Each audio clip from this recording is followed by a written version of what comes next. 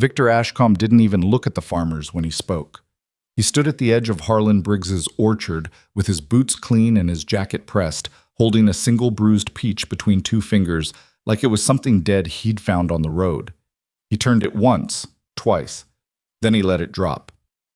50 cents a crate, he said. Take it or leave it. Harlan's jaw went tight. Victor, I've got 200 crates. 50 cents won't cover my labor, let alone. 50 cents, Victor said again, already turning away. Or I walk, and you rot out here with the rest of this garbage. Nobody argued. Nobody ever argued with Victor Ashcombe. The man controlled every freight contract, every wholesale account, every merchant relationship from Silver Bluff to the territory line. Fighting him didn't just mean losing a sale. It meant losing everything that came after. So the farmers took 50 cents a crate, and they hated themselves quietly for it. That moment, that small, ugly moment of a powerful man dropping a peach in the dirt, was the beginning of something Victor never saw coming. Because standing 30 feet away, at the edge of that same orchard, was a woman nobody in Silver Bluff had ever taken seriously. And she was watching everything. If this is your first time on this channel, welcome. Hit that subscribe button right now so you don't miss what happens next, because this story is only getting started. If you've been with us before, you already know we don't do anything halfway around here. Like this video, drop a comment telling me what city and country you're watching from. I want to see exactly how far this story travels. Now let's get back to Silver Bluff, Montana, and to Hazel Mercer, because the woman they all laughed at is about to spend her last $3 and change everything. The morning after the hailstorm, Silver Bluff smelled like split fruit and wet soil and something close to surrender. Hazel Mercer stood at her kitchen window with a cup of coffee that had gone cold 20 minutes ago and stared at the bruised peach sitting on her sill. She'd picked it up off the road on her walk home the evening before, not because she was hungry, though she was, but because wasting food felt like a kind of sin her mother had never allowed in the house. She turned the peach over in her palm. The skin was split along one side, the flesh underneath gone soft and dark. Most people would have thrown it away without a second thought. Hazel set it back on the windowsill and picked up her coffee. She had $3.42 in the tin box under her bed. That was it. That was the whole of what 2 years of widowhood and frontier living had left her. The farmhouse she lived in had belonged to her husband, Dale, and after he died, a fast, stupid death from a fever that should have been treatable, the doctor said. If they'd caught it a week earlier, the house had stayed in her name along with a debt she'd been chipping away at ever since. She wasn't behind on payments. She was careful about that. But careful didn't leave much room for anything else. 36 years old. No children, no family within 500 miles. A body that people in Silver Bluff seemed to find either invisible or entertaining, depending on their mood. She wasn't a small woman, and she'd stopped pretending she didn't notice the way eyes moved over her in the general store. The way conversation shifted when she walked through a door. 2 years of that had a way of wearing a person thin in places that didn't show. She drank the cold coffee and thought about the orchard. She'd been there the previous afternoon, not to buy anything. She couldn't afford to buy anything. But because Harlan Briggs owed her a half-dozen eggs from a trade they'd made in the spring, and she'd gone to collect before the storm confusion made everyone forget. She'd seen Victor Ashcombe's wagon at the edge of the property. She'd seen the way he stood, the way the farmers lined up and nodded at whatever he told them, the way not one of them raised their voice even when his offer made no sense. 50 cents a crate for hailstorm peaches. She'd done the math in her head while she walked home. 200 crates at 50 cents was $100. Victor would haul those peaches to city buyers who didn't care about bruising because they were buying for jam and pie filling and canning operations that ground everything down anyway. He'd sell at 4 or 5 times what he paid. The farmers walked away with just enough to feel like they hadn't lost everything, while Victor filled his ledger for winter. It was neat, it was efficient, and it was the kind of transaction that left the people who actually grew things exactly where they started. Hazel set her cup in the sink and went to get her coat. She didn't have a plan yet. That came later, after she'd walked back to the orchard in the pale morning light and stood at the edge of it and looked at what was left. What was left was a lot. Victor's men had taken the best of the damaged fruit, the crates that were mostly intact, the ones where hail damage was surface level. What remained were the crates that even Victor's buyers wouldn't touch.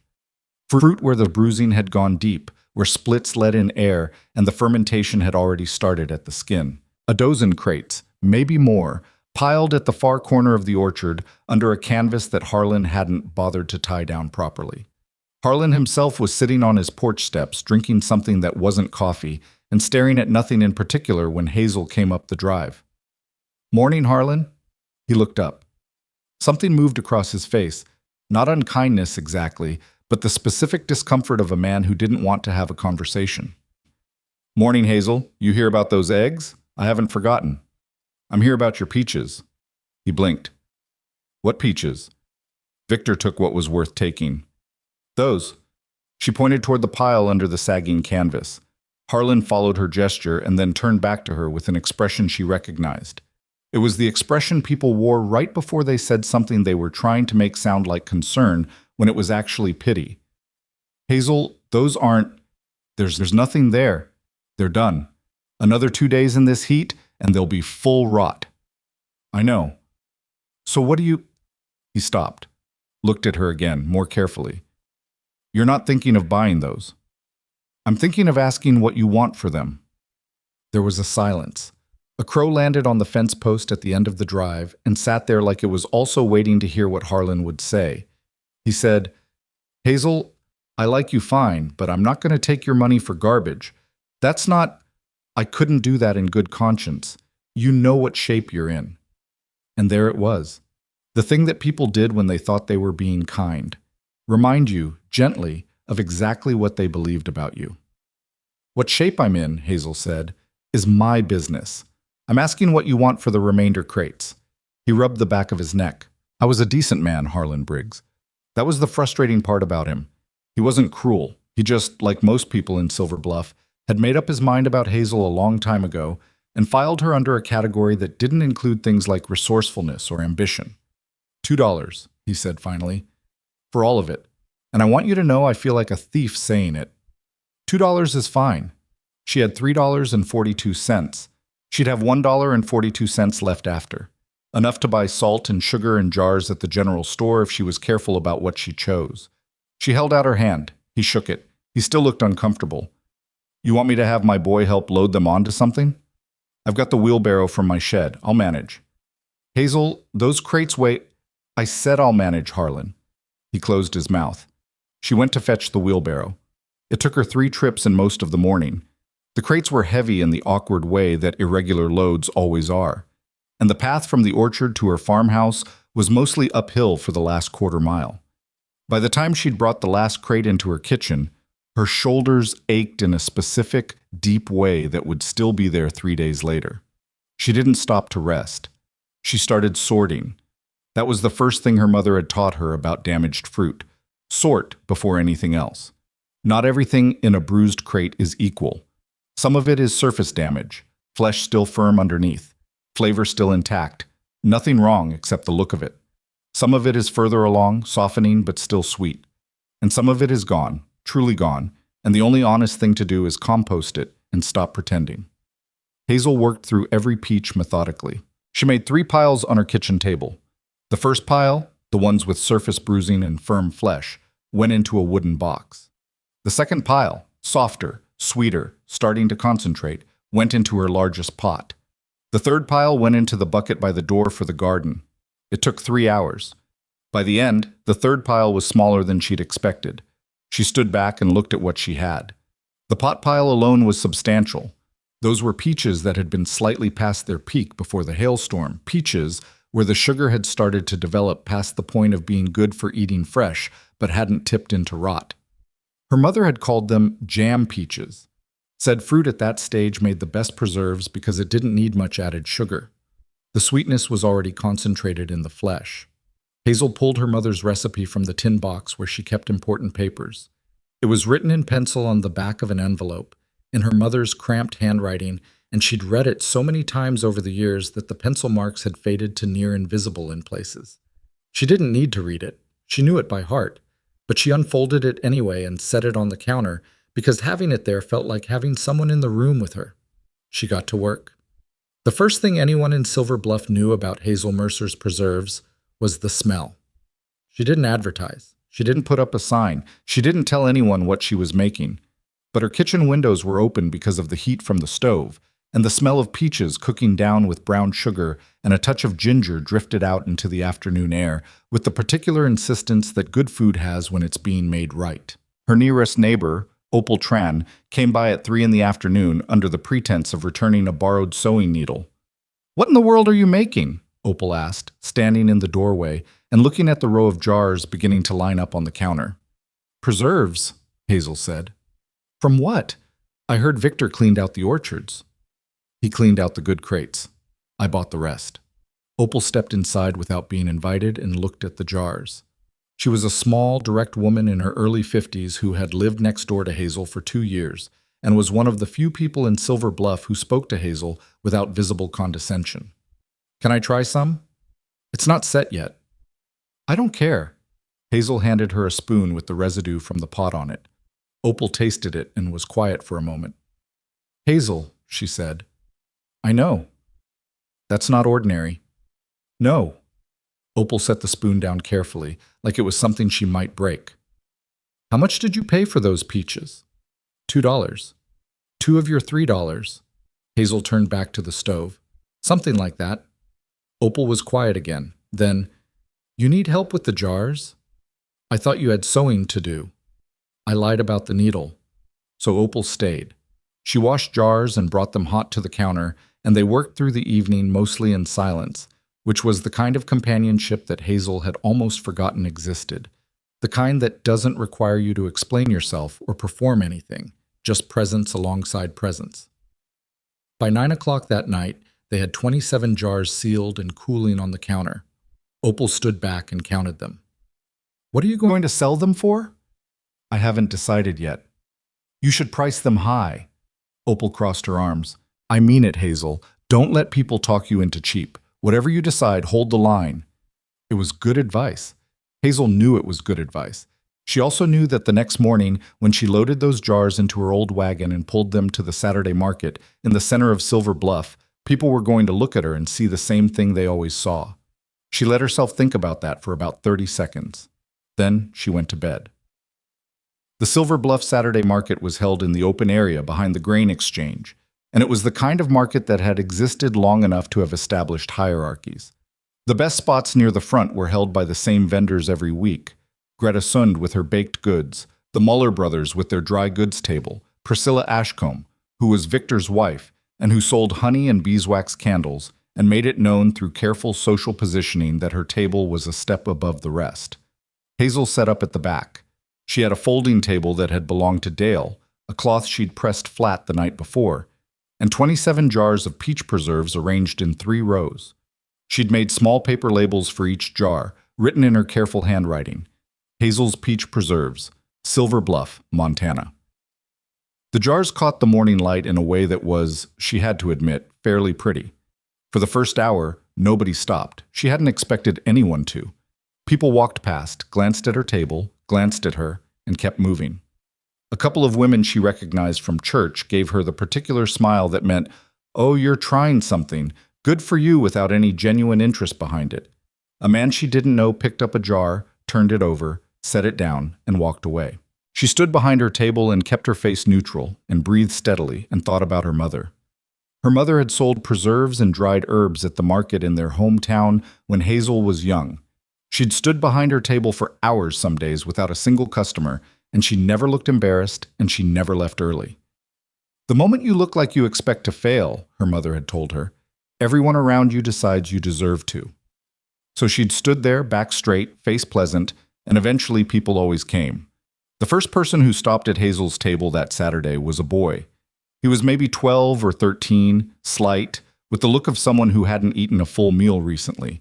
Not starving, but the specific hollowness of a child who ate whatever was available rather than what they needed. He had his hands in his pockets, and he was looking at the jars with a focused attention that reminded Hazel of herself. "How much?" he asked. 40 cents a jar." His expression changed. Not disappointment. Something older than disappointment. The flat acceptance of someone who had already calculated and knew the number wouldn't work. "What's your name?" Hazel asked. He looked at her, a little suspicious. "Eli." Eli Dawson. She knew the name. Eli Dawson was the boy everyone in town knew about in the way people knew about inconvenient things. Acknowledged, vaguely pitied, not actually engaged with. His parents had died the previous winter. He'd been staying with a neighbor family who had their own children and not quite enough of anything. "You like peaches?" she asked. "I like anything that tastes like something." It was such an honest answer that it caught her off guard. She reached under the table and brought out a small clay pot. The residue from the last scraping of the batch, not enough for a proper jar, but too much to throw away. She'd packed it with a cloth on top. "That's not for sale," she said, setting it on the table in front of him. "But if you wanted to open it, I wouldn't stop you." He looked at her for a long moment. Then he opened it. He ate 3 bites with the small spoon she kept at the table for samples. His face did something complicated. Not quite the theatrical delight that people perform when they want you to know they're impressed, but something quieter and more real.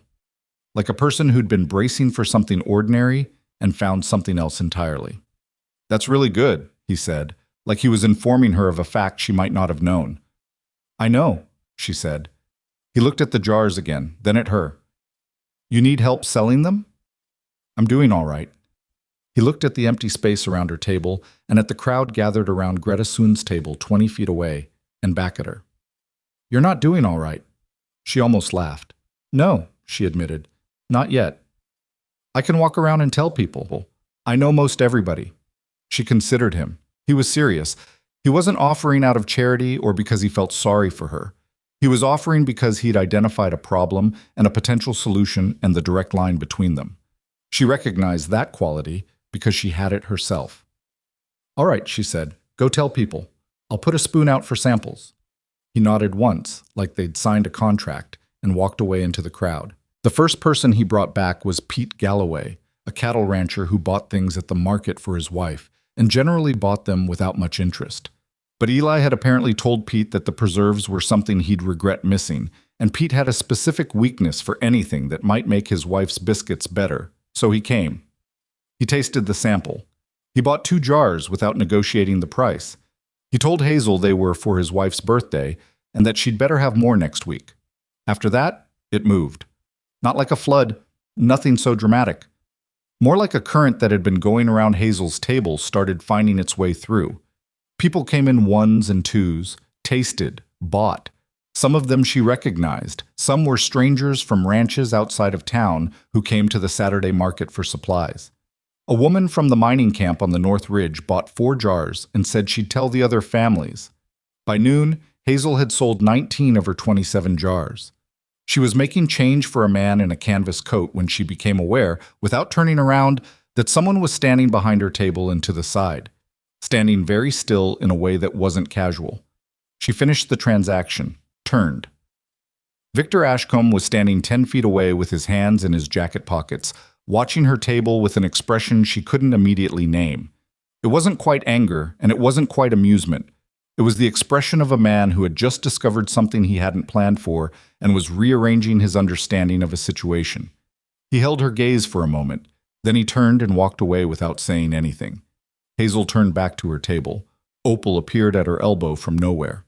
"Victor was just watching you." "I know." "He didn't look happy." "I know." "Hazel." "Opal." She kept her voice even. "I've got 8 jars left. You want to help me decide what to do with them, or you want to talk about Victor Ashcombe?" Opal made a sound. "Both," she said. "Obviously both." But she helped with the jars first. By 2 in the afternoon, Hazel had sold every jar she'd brought. She had $11.20 in her pocket. $11 from nothing, from fruit that a powerful man had declared worthless and left in a pile under a sagging canvas at the corner of an orchard. She loaded her empty table into the wagon and started home. She was halfway up the hill when she heard boots on the road behind her, moving fast. She turned. It was Eli, running to catch up, breathing hard when he reached her. He put his hands on his knees for a moment, then straightened. "Mrs. Mercer," he said. "Hazel." "Hazel." He said it like he was testing whether it fit. "When are you making more?" She looked at him.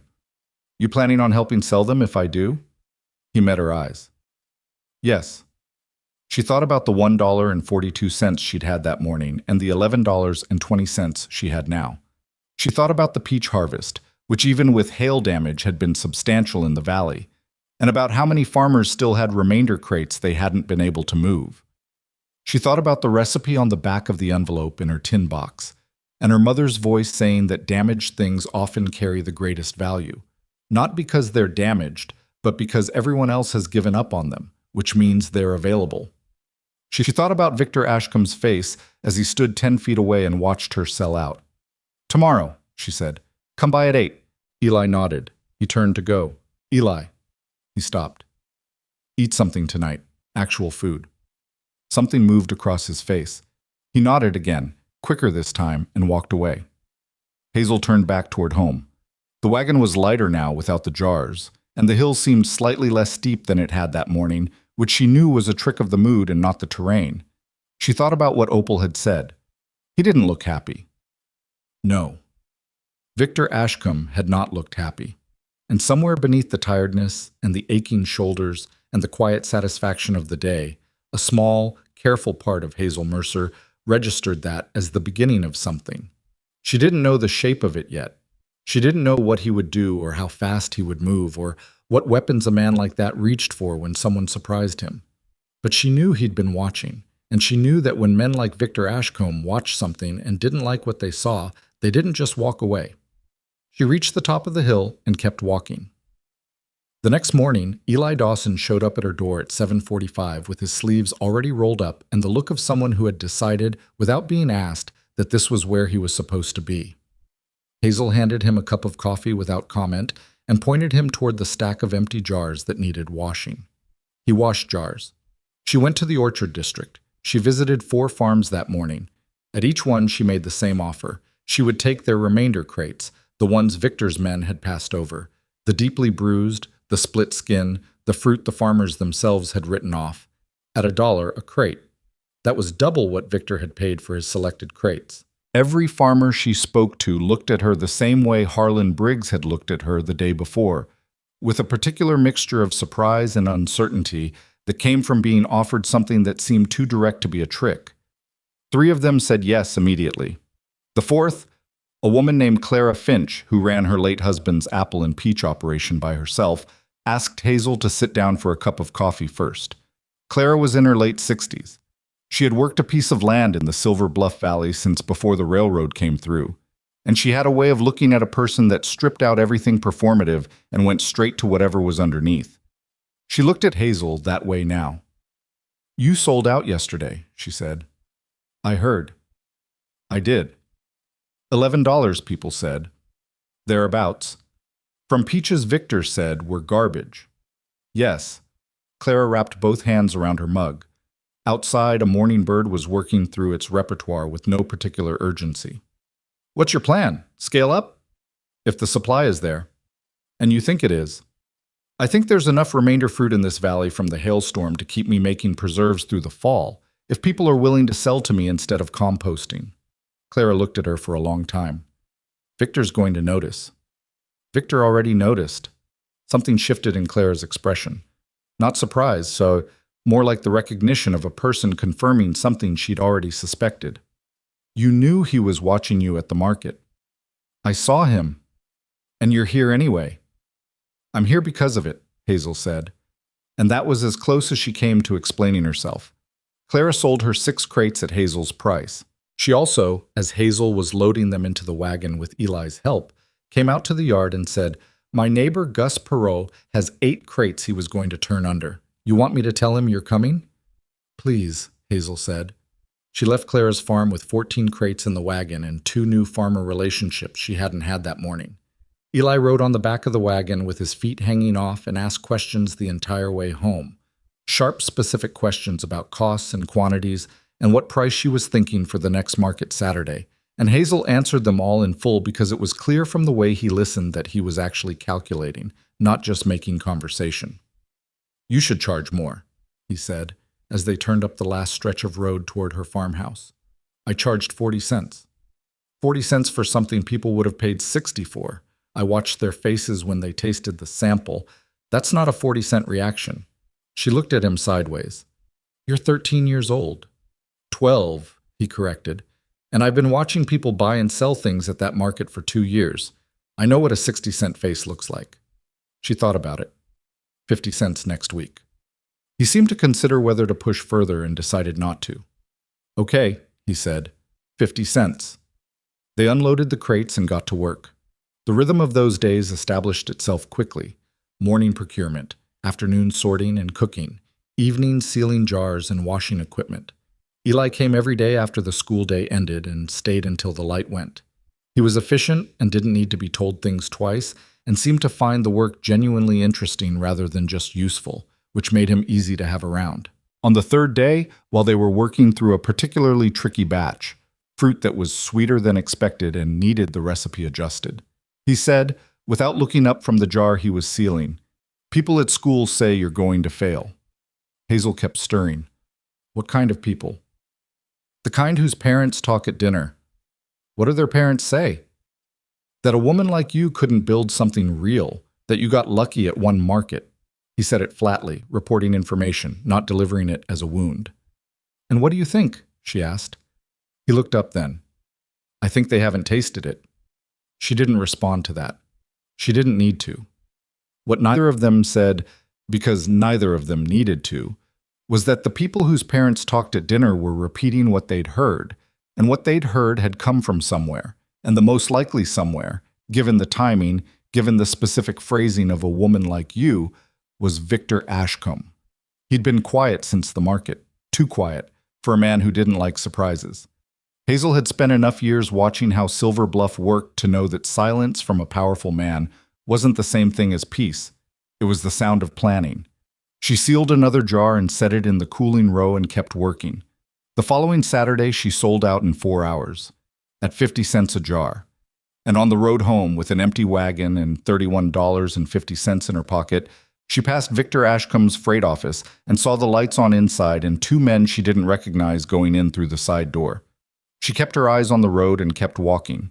But she noted it. She noted all of it. The $31.50 sat in the tin box under Hazel's bed for exactly one night before she started spending it. Not on herself. That wasn't the thought that kept her awake until past midnight, staring at the ceiling while the Montana dark pressed flat against the windows. The thought that kept her awake was supply. She had cleaned out most of the accessible remainder crates in the valley from the hailstorm, and the hailstorm wasn't going to happen again. If she wanted to keep making preserves at the volume the market was starting to demand, she needed a reliable source of fruit that didn't depend on weather disasters and desperate farmers. She got up at 5, made coffee, and sat at her kitchen table with a piece of paper. She wrote down every orchard she knew of within a day's wagon travel. She wrote down what each one grew, roughly what their yields looked like in a normal year, and what she knew about the people who ran them. Then she wrote down what she could afford to offer per crate if she was buying at the back end of the season. Fruit that was ripe, but moving past its fresh market window, the kind that most orchard operators were glad to move at any reasonable price rather than watch soften on the tree. By the time Eli knocked on her door at 7:30, she had a list of 11 farms and a rough number that she thought could work for both sides. He came in, looked at the paper on the table, and sat down across from her without being asked. He'd started doing that, reading the situation at her kitchen table the way other people read a room, figuring out where he was needed without requiring direction. Supply problem? He asked. Potential supply problem. I want to get ahead of it. He looked at the list. You're going to Gus Perot's neighbors, and 3 farms on the east side of the valley that I haven't approached yet. Mrs. Calloway on the east side doesn't like strangers on her property. Hazel looked up. How do you know that? Her grandson is in my grade. She chased off 2 salesmen last spring with a broom. He said it without drama, just information. But she likes people who come recommended. If Clara Finch sent a word ahead, she'd probably at least open the door. Hazel looked at him. 12 years old, knew the social geography of the Silver Bluff Valley like it was a map he'd been studying his whole life, which, she supposed, it was.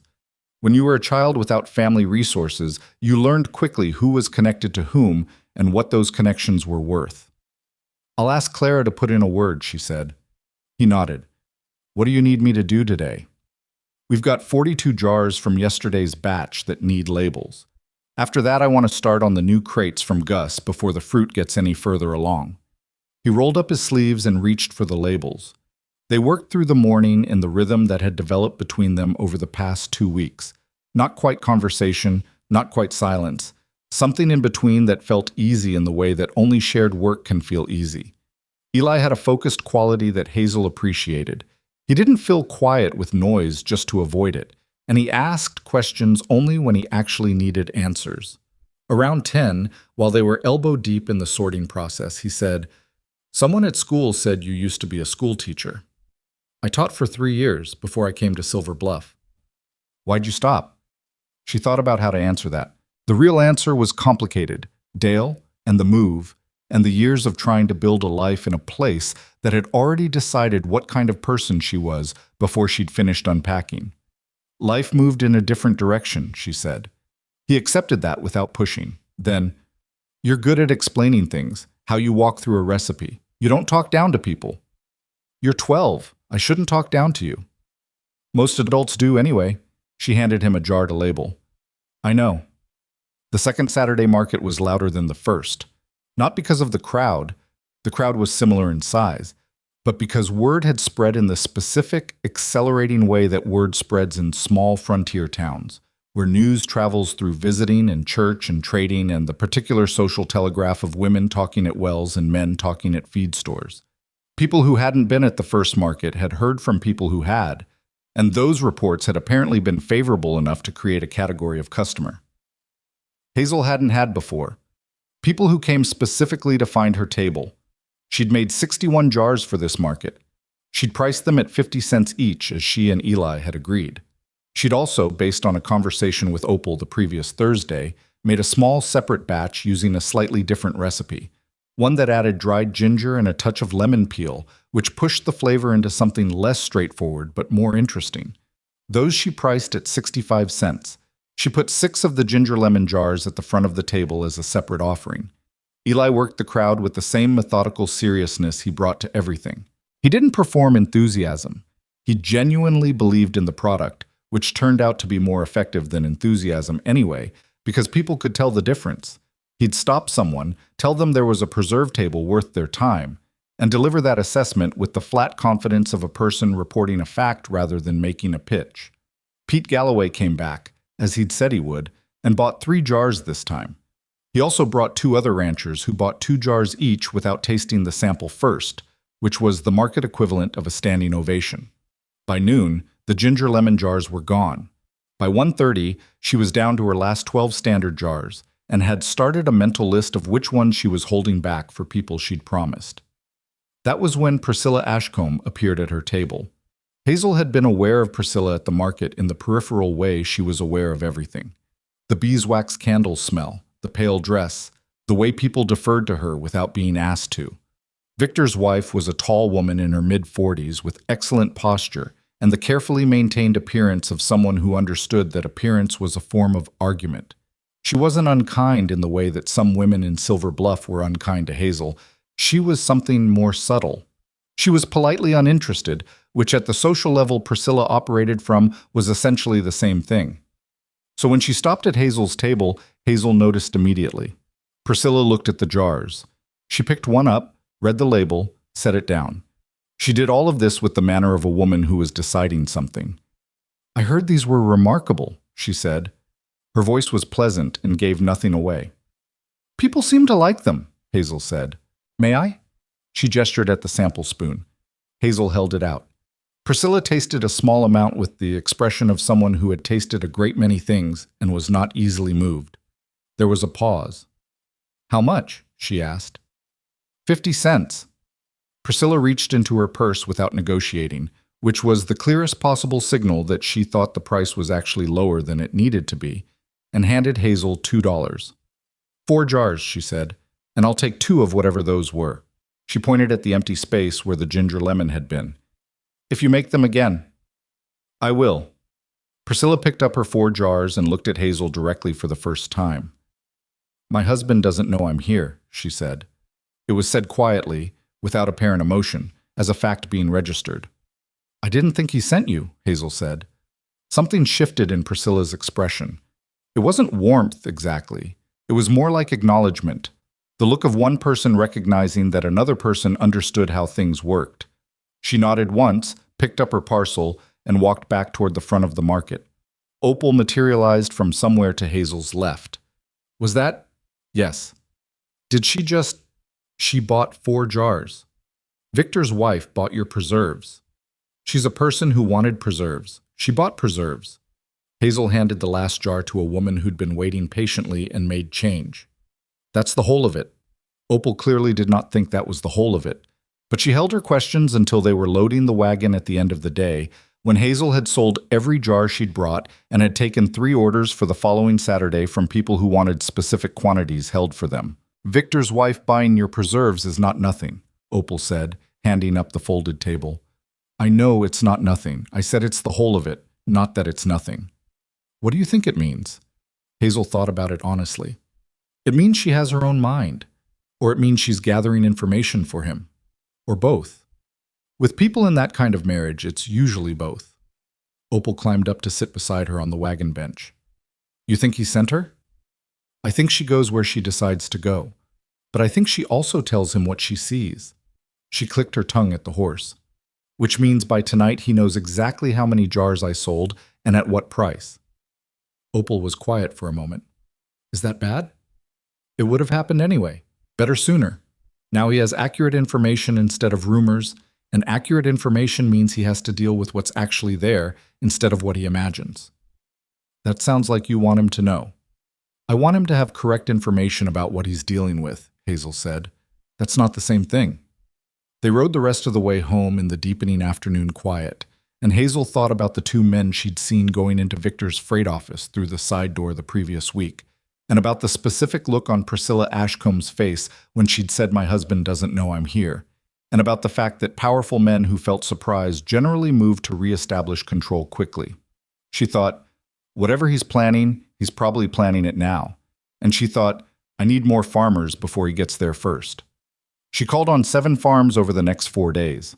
She went to each one alone in the morning, and she brought a jar of preserves with her each time, not as a bribe, but because she'd found that letting people taste what she was asking them to trust made the conversation go differently. It turned an abstract proposal into something you could hold in your hand and put in your mouth and decide about directly. 3 of the farms said yes to supply agreements the same day. 2 said they needed to think about it. 1 declined because they already had a standing arrangement with Victor that they couldn't exit.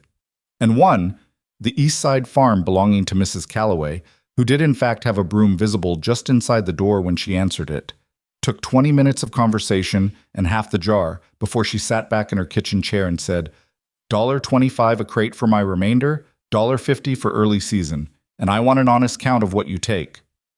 You'll always get an honest count, Hazel said. I know I will, Mrs. Calloway said, because if I don't, I'll know who to come find. Hazel smiled at that. Fair enough. On the drive back from Mrs. Calloway's farm, Eli, who had come along because it was a Saturday and school was out, and because he'd wanted to watch how Hazel negotiated, sat on the wagon bench beside her and said, You never push. What do you mean? When they're thinking about it. You don't push. Most salespeople push. I'm not a salesperson. I'm a person who wants something from them and I want it to be worth their while. If you push people into a deal they're not sure about, they'll resent the deal even if it works out, and then they find a reason to leave it. He thought about that for a while. You learned that from teaching? I learned it from being pushed into things myself. She didn't elaborate. He didn't ask her to. She was still thinking about her new supply situation and doing arithmetic in her head when she pulled the wagon into her yard and found Harlan Briggs standing at her kitchen door. He had his hat in his hands and the look of a man who was bringing something uncomfortable. Harlan. She climbed down. What's happened? He waited until Eli had taken the horse around to the small paddock before he spoke. I got a visit this morning. From one of Victor's men. She kept her face even. And? He told me Victor is interested in purchasing the remainder contracts from any orchard operators in the valley. Exclusive agreements. He'll pay $2 a crate for all grade 2 and grade 3 fruit. Guaranteed, no minimum. $2 a crate. That was double what she was offering. She felt the arithmetic shift under her feet like ground moving. When's the offer good until? She asked. End of the month. Harlan turned his hat in his hands. Hazel, I want to be straight with you. $2 is more than you're paying me. It's more than anyone's offered for that grade of fruit in the time I've been growing here. I don't know what Victor plans to do with it. He doesn't plan to do anything with it, she said. Her voice came out quieter than she intended. He plans to hold it, or he plans to sell it elsewhere below cost. The point isn't the fruit, Harlan. The point is cutting off my supply. Harlan looked at her. He was a decent man, as she'd always thought, and decent men had a particular difficulty that less decent men didn't have. They felt the weight of the thing they were about to do before they did it. I've got 3 kids, he said, and a wall that needs replacing before winter. I know. $2 a crate is $2 a crate. I know that too. He put his hat back on. I'm sorry, Hazel. I genuinely am. He nodded at her and walked back down the drive. She stood in her yard until she heard the gate close. Then she went inside and sat at the kitchen table and did not move for approximately 10 minutes. When Eli came in from the paddock, he read her face and said nothing. He sat across from her and waited. Victor's buying up the remainder contracts, she said finally, at twice my rate. Eli was quiet. Then, can you match it? Not for every farm, at this stage. How many can you match? She ran the numbers in her head, which she'd been doing for 10 minutes already. 4, maybe 5, if I'm careful and I accept that my margins shrink significantly. Which 4? Clara, Mrs. Calloway, Gus Perot, the Hendersons on the North Road. Those are the best 4. Yes. He tapped the table once with his finger. Then those are the 4 that matter. The rest, if Victor's buying remainder at $2 and doing nothing with it, he's spending money to stop you from making money. You don't have to match that everywhere. You just have to survive it. She looked at him, 12 years old, sitting across from her with the calm of someone who had already calculated his way through worse problems than this one and found the path on the other side. That's right, she said. So we figure out what you need and go find it somewhere else. Where else? He leaned forward. My teacher's family has a pear orchard. Her brother runs it. It's small, maybe 30 crates a season. But she said they've been selling to Victor for years, and she doesn't think her brother actually likes the arrangement. He just doesn't know there's another option. Pears aren't peaches. Pear preserves are different. Not worse, different. He paused. People like different. She looked at him for a long moment. When did you talk to your teacher about this? A flicker of something moved across his face. Not guilt, more like the slight discomfort of someone who'd been more forward than they'd planned to admit. I asked her about her family farm because I was curious. Because you were thinking ahead. Because I was thinking ahead, he confirmed. She almost said something about how he shouldn't be putting himself in that position, that this was her problem and not his to solve. She stopped herself. Because the truth was that he hadn't been solving her problem. He'd been thinking about his own situation and hers simultaneously, the way people who are genuinely invested in an outcome tend to think. And dismissing that as too much involvement would have been a particular kind of condescension she refused to practice. Set up the meeting, she said. I'll talk to your teacher's brother. He nodded. He got up and put water on for coffee and started pulling out the sorting equipment for the afternoon's batch. They didn't talk about Victor again that day. They worked. But that night, alone, Hazel sat with the reality of what was happening. She had known, in the abstract, that Victor would respond. She'd thought about it on the road from the market. She'd thought about it in the wagon with Opal. She'd thought about it in the quiet hours between sleeping and waking when the mind runs its calculations without being asked. She'd known a response was coming. She just hadn't expected it to move so fast. $2 a crate was not a response born of competition. A man who was competing with her would have tried to undercut her prices or improve his own product. Victor had no interest in peach preserves. He'd never made them and wouldn't start. $2 a crate for remainder fruit he had no use for was purely a message. I can spend more money to stop you than you can spend to keep going. She got up and went to the counter where the remaining jars from the latest batch were lined up cooling. 23 jars. Each one represented maybe 40 minutes of work, sorting, cutting, cooking, sealing, plus the cost of the fruit and the jars and the sugar and the firewood. At 50 cents each, that was $11.50 for roughly 16 hours of combined labor. Victor spent that in a morning, probably. On nothing. She picked up one of the jars and held it up in the kitchen light. The color of it, deep amber gold, the color of late afternoon, was something she still found quietly satisfying even after making dozens of batches. She'd made that from something everyone else had thrown away. She'd made it in her kitchen with her hands and her mother's recipe, and a 12-year-old boy who showed up every day because he'd decided to. She set the jar back in the row. She thought about Clara Finch's face when she'd signed the supply agreement. She thought about Mrs. Calloway and the broom just inside the door, and the way she'd said, "I'll know who to come find," not as a threat, but as a kind of rough respect. She thought about Pete Galloway buying 3 jars without negotiating, and the woman from the mining camp who'd bought 4 and said she'd tell the other families. She thought about Priscilla Ashcombe saying quietly, "My husband doesn't know I'm here." She thought about Harlan Briggs turning his hat in his hands. She thought about what she'd said to Opal. "I want him to have correct information about what he's dealing with." Victor had correct information now. He knew her prices, her supply sources, her volume. He'd moved quickly, and he'd aimed directly at her most vulnerable point. He thought he was fighting a woman who'd gotten lucky twice at a market table. He didn't know yet, couldn't know yet, that she'd been building something else entirely. Not just a preserve business, not just a supply chain, something harder to buy off at $2 a crate. The following week, without any announcement or discussion, 5 things happened. Clara Finch told 3 other orchard operators in her social circle about Hazel's supply agreements and why she'd signed one. Mrs. Calloway, who had a long memory and a longer grudge against Victor related to a freight dispute 6 years previous, told her neighbor Gus Perot that if he signed with Victor, she'd stop lending him her hay equipment. The woman from the mining camp came back and bought a case of 12 jars for the camp families and said she'd be back monthly. Eli's teacher introduced Hazel to her brother, who agreed to a pair supply contract the same afternoon they met. And Opal, without telling Hazel she was going to do it, wrote a letter to the manager of the Grand Territorial Hotel in the city, describing Hazel's preserves in considerable detail and asking whether they might be interested in a wholesale arrangement. None of these things were coordinated. None of them were asked for. They happened because people who had been treated fairly, who had been paid honestly, or talked to like they had sense, or tasted something and found it worth trusting, made their own decisions about what they were willing to do. Victor Ashcombe was buying up remainder fruit contracts.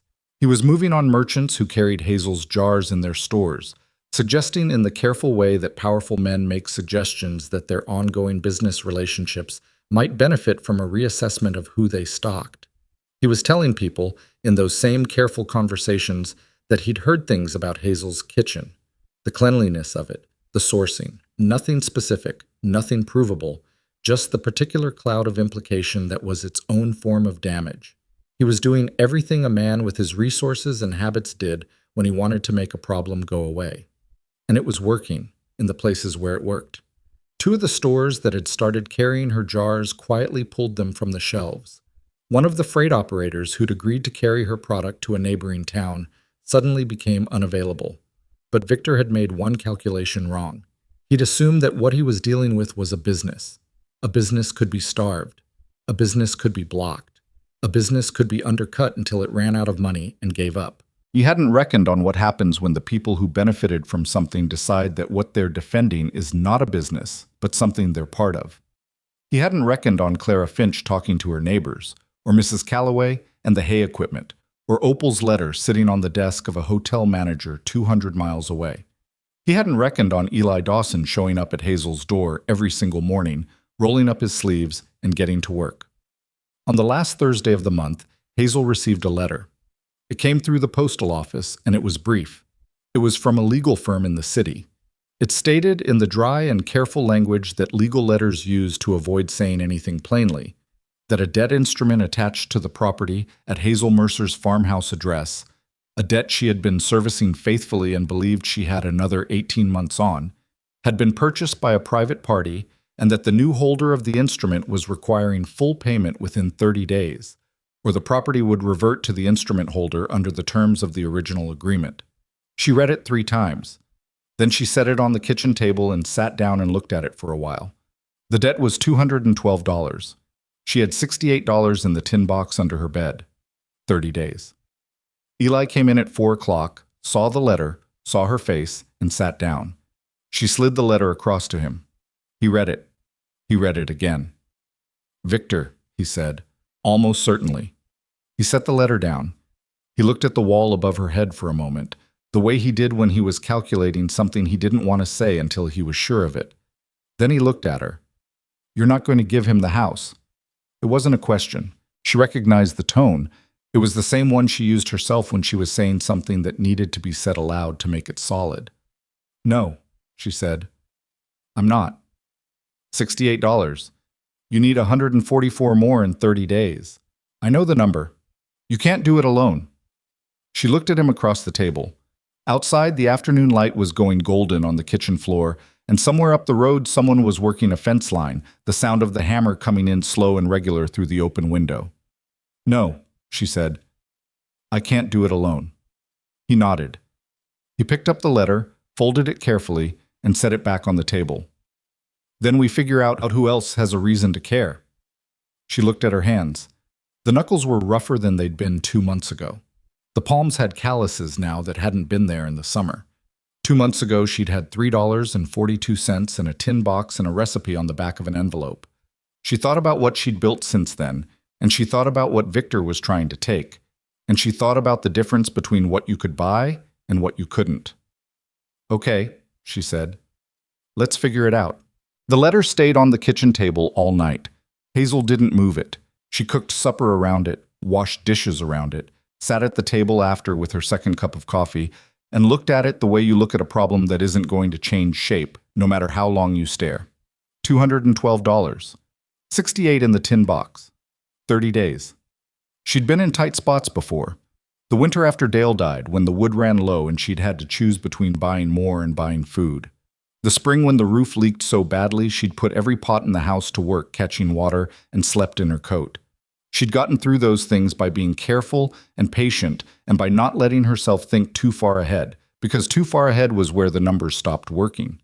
This was different. This wasn't a tight spot she could be careful through. This was a man with resources and intention using a legal instrument as a weapon, and the weapon had a clock on it. She went to bed. She didn't sleep much. In the morning, she got up before light, made coffee, and sat down with the paper she'd used to map out her supply sources 2 weeks before. She flipped it over and started writing on the back. Not a plan yet. Just everything she knew. The debt, the amount, the timeline. The people who had reason to care what happened to her farmhouse and her business. The people who had benefited directly from what she'd built over the past 2 months. She wrote for an hour. By the time the sky started going gray outside the window, she had covered both sides of the paper and started on a second sheet. Eli arrived at 7:15, which was earlier than usual. He came in, looked at the papers spread across the table, and poured himself coffee without asking. He'd started doing that 2 weeks ago, and she'd stopped noticing. "You didn't sleep," he said. "I slept some." "How much is some?" "Enough." She pushed one of the sheets toward him. "Tell me what I'm missing." He sat down and read. He read carefully, the way he did everything, not fast, not performing speed, just actually reading. When he finished, he set the paper down and looked at her. "You've got the supply farmers," he said. "Clara, Mrs. Calloway, Gus, the Hendersons. You've got Opal. You've got the market customers who come back every week." "Yes." "But you haven't written down the mining camp." She picked up the pencil. "The woman who came, Ruth. I don't know her family name. Dyer, Ruth Dyer. Her husband runs the equipment maintenance crew up there. He knows everybody at the camp." Eli wrapped both hands around his mug. "There are 43 families at that camp, Hazel. 43. She wrote the name down. "I don't know if they have money to spare. They don't have much, but if 20 of them put in $5 each, that's $100. And they like the preserves. Ruth said she'd be back monthly. She's already back twice. That's asking people to give money for something that benefits me." He looked at her with a patience that was slightly too old for his face. "You've been paying farmers more than Victor for 2 months.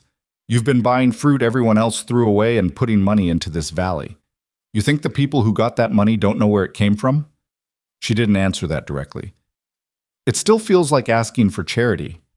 "It's not charity, it's—" He stopped, reached for the right word. "It's people deciding that something they care about is worth protecting." He paused. "That's different." She looked at him. 12 years old, and he'd just said the thing she'd been circling for an hour without landing on it. She thought about what his life had been like before he'd started showing up at her door every morning. The neighbor family with their own children and not quite enough of anything. The school days where he ate whatever was available. The careful watchfulness of a child who'd learned early that resources were not reliable.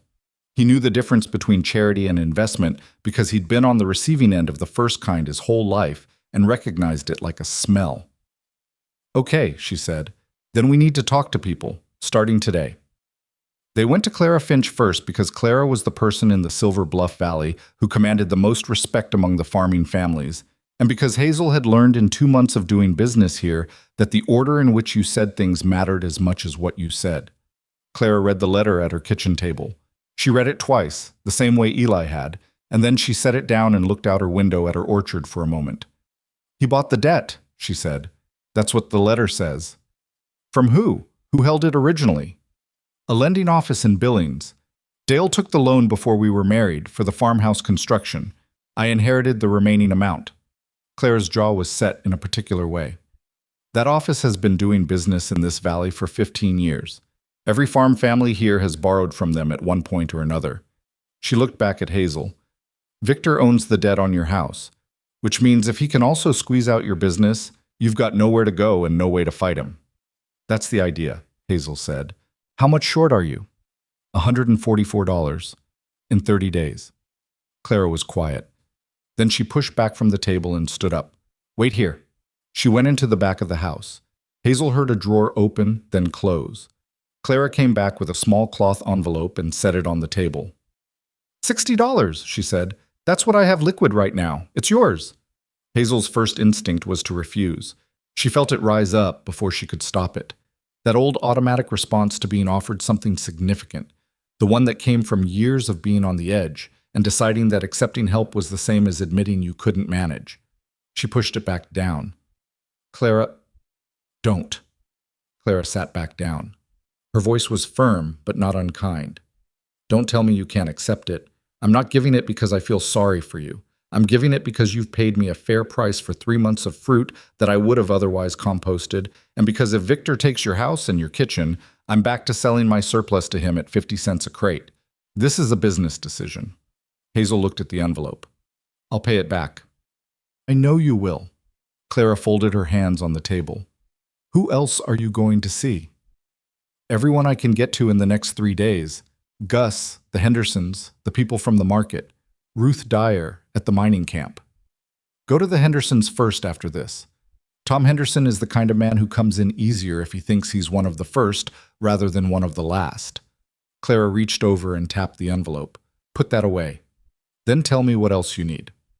"I need people to keep buying, and I need people to keep talking. Victor's been putting word out about my kitchen, cleanliness, sourcing. Nothing specific, nothing anyone can prove wrong, just enough to make people uncertain." Clara's expression shifted into something that was not quite anger, but was close enough to it that the difference didn't matter much. "What exactly has he been saying?" "I don't know the exact words. I know the shape of it." "I know the exact words," Clara said, "because Margaret's son told me last week what she'd heard from her husband, who heard it from the Muller brothers, who heard it from one of Victor's freight men." She folded her hands tighter. "He said you've been using overripe fruit, that you're canning things that are already going bad and selling them as preserves. He said you're cutting corners on the ceiling and that someone could get sick." The room was very quiet for a moment. "He said someone could get sick," Hazel repeated. "That's the word going around." Hazel sat with that. It was elegant in the way that truly malicious things often were, specific enough to stick, vague enough to be unprovable either way. A rumor about someone getting sick from food didn't require evidence. It only required repetition. "Does anyone believe it?" she asked. "The people who've eaten your preserves don't," Clara said. "The people who haven't, some of them will believe anything that confirms whatever they already thought about you." Hazel understood what Clara meant without needing it said plainly. She'd known from the beginning that her size and her circumstances and her widowhood had already written a story about her in Silver Bluff. A story that said she was someone to be pitied or dismissed or used as a cautionary example. Victor wasn't creating that story. He was borrowing it. "All right," she said. She picked up the envelope. "Then the best answer to rumors is more sales and a clean kitchen," Clara said, "which I'm told you already have. You're welcome to come inspect it yourself." "I believe I will," Clara said. "And I'll tell people I did." Tom Henderson contributed $40, and shook Hazel's hand with the grip of a man who wanted her to know he was serious about it. Gus Perot gave 25 and also offered his wagon for Saturday's market run because he'd heard she'd been using her old one and the left wheel was unreliable. The Hendersons' neighbor, a quiet man named Frank Doyle, who grew stone fruit on a small plot near the North Road, gave $10 and asked if Hazel would consider adding plum preserves to her production once she was through the current crisis. "I'll consider anything," she said honestly. Ruth Dyer met her at the edge of the mining camp on Thursday morning. She was a compact woman with direct eyes and ink-stained hands from working the camp's record-keeping, and she'd been expecting Hazel. Eli had sent word ahead through the camp's supply runner, which Hazel hadn't known he was going to do and which turned out to be exactly the right thing. "I talked to the families," Ruth said, before Hazel had even gotten down from the wagon. "We put together $80. Hazel stopped. "Ruth, we know what Victor's doing. His company holds the freight contract for everything that comes in and out of this camp. He charges us rates that—" She stopped, pressed her lips together. "Let's just say we understand what it means to have Victor Ashcombe decide you're a problem." She held out an envelope. $80. And we want a standing monthly order. 20 jars, mix of flavors. Can you do that? "Yes," Hazel said. "Absolutely yes." Ruth nodded.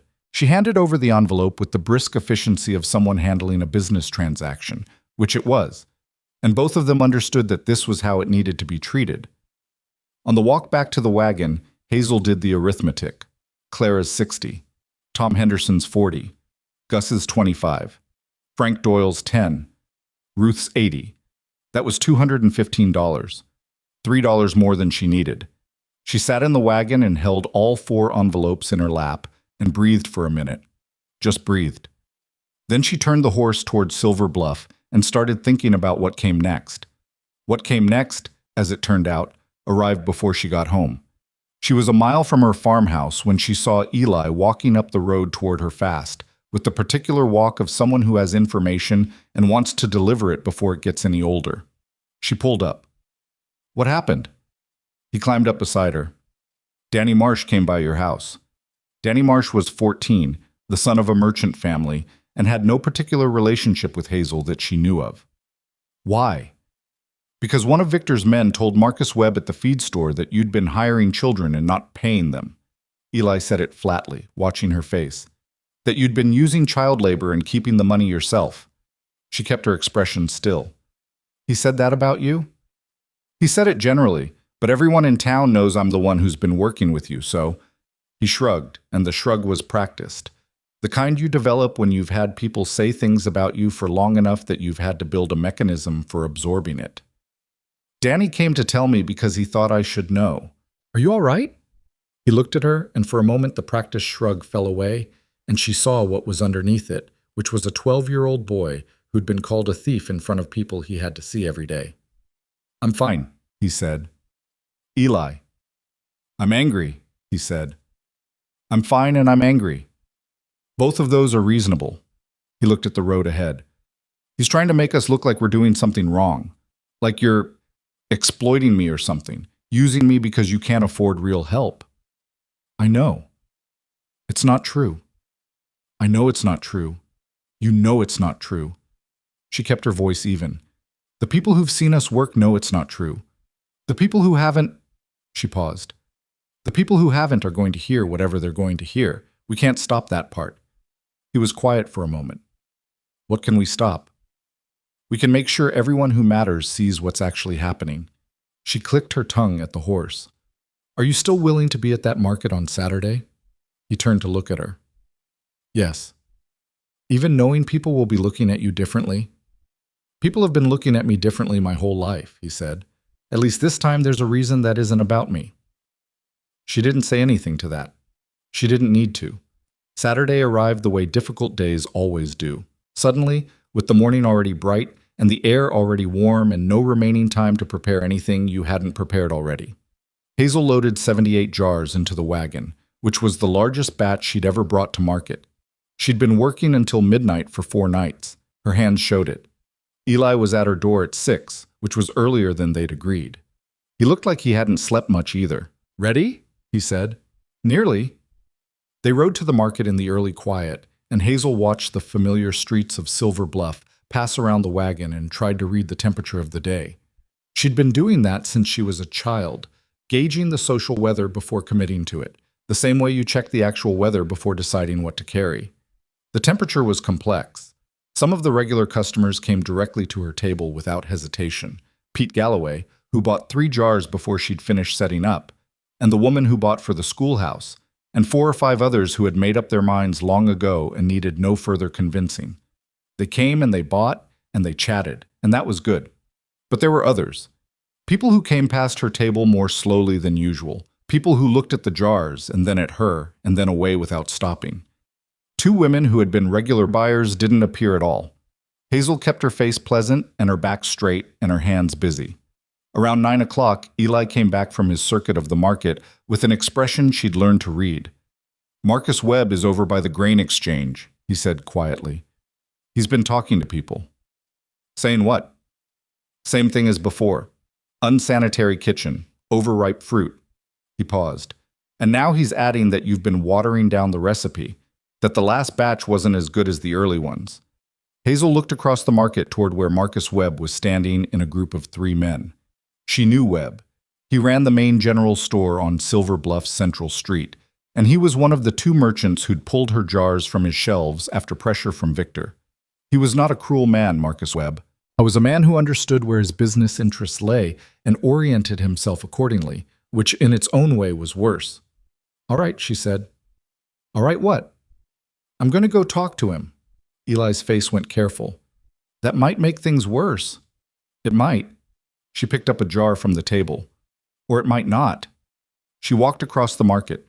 She was aware of people watching her, the particular attention that happens when a situation is clearly about to become a scene and nobody wants to miss it. She'd spent years hating that feeling. Today it sat differently. Marcus Webb saw her coming and had just enough time to decide how to arrange his face before she reached him.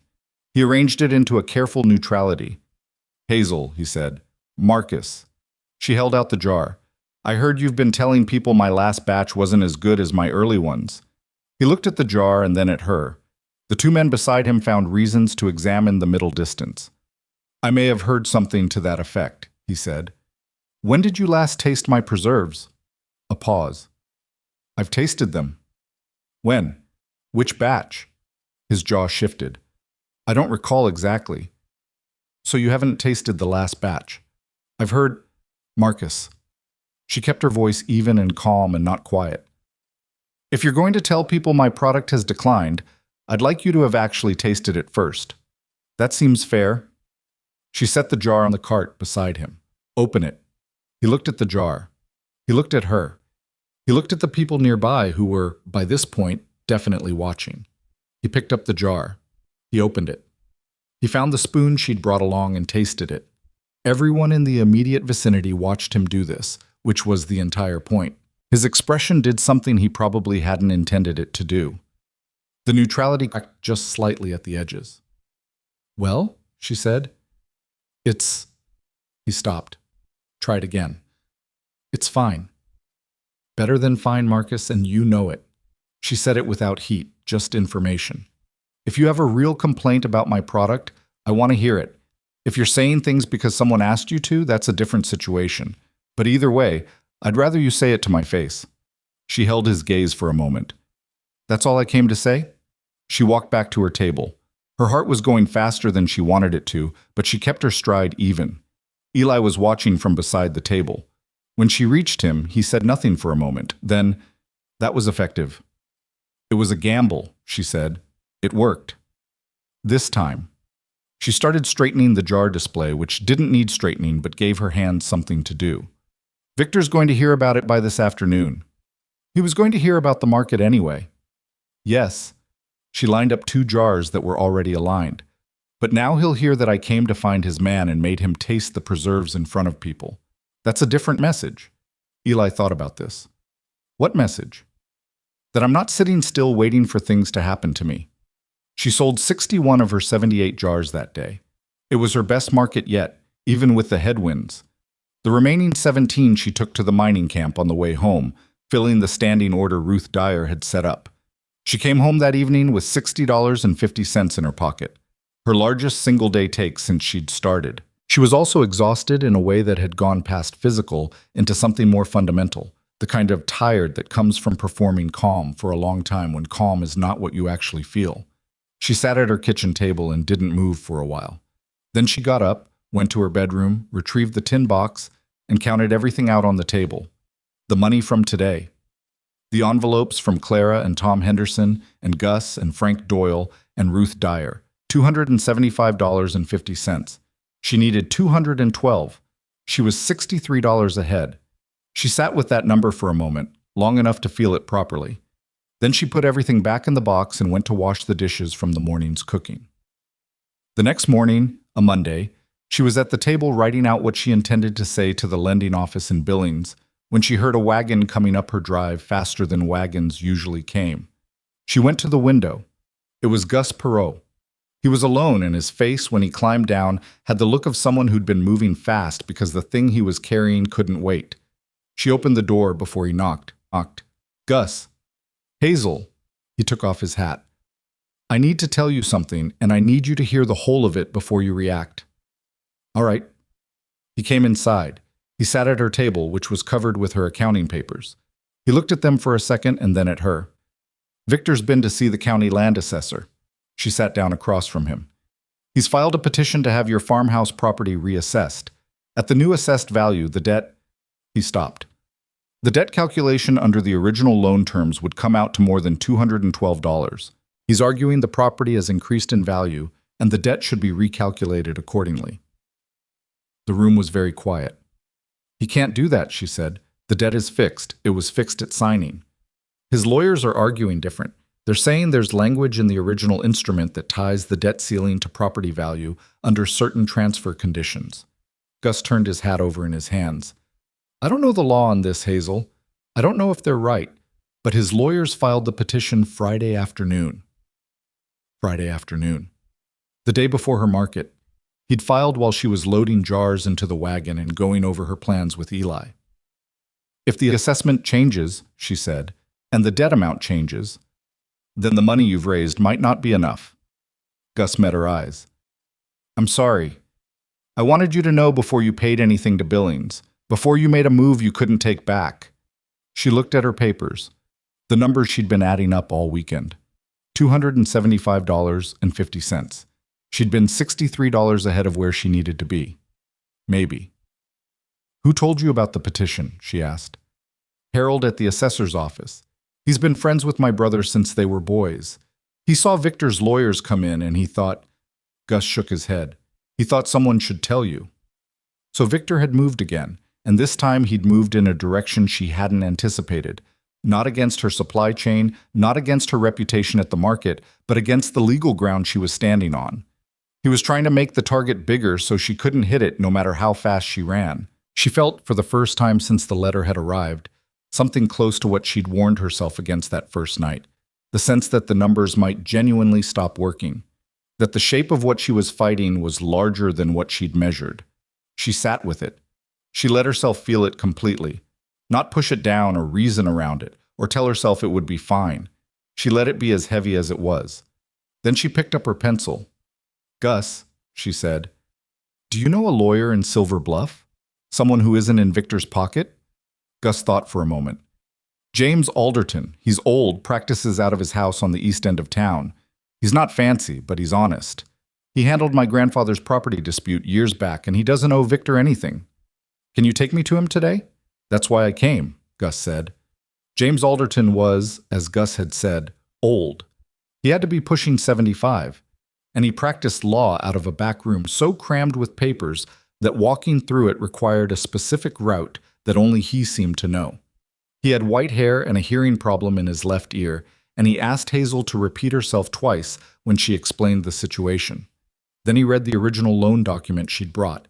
She kept it in the tin box with the recipe and the deed, and Victor's legal letter, and the name of the firm that had filed the petition.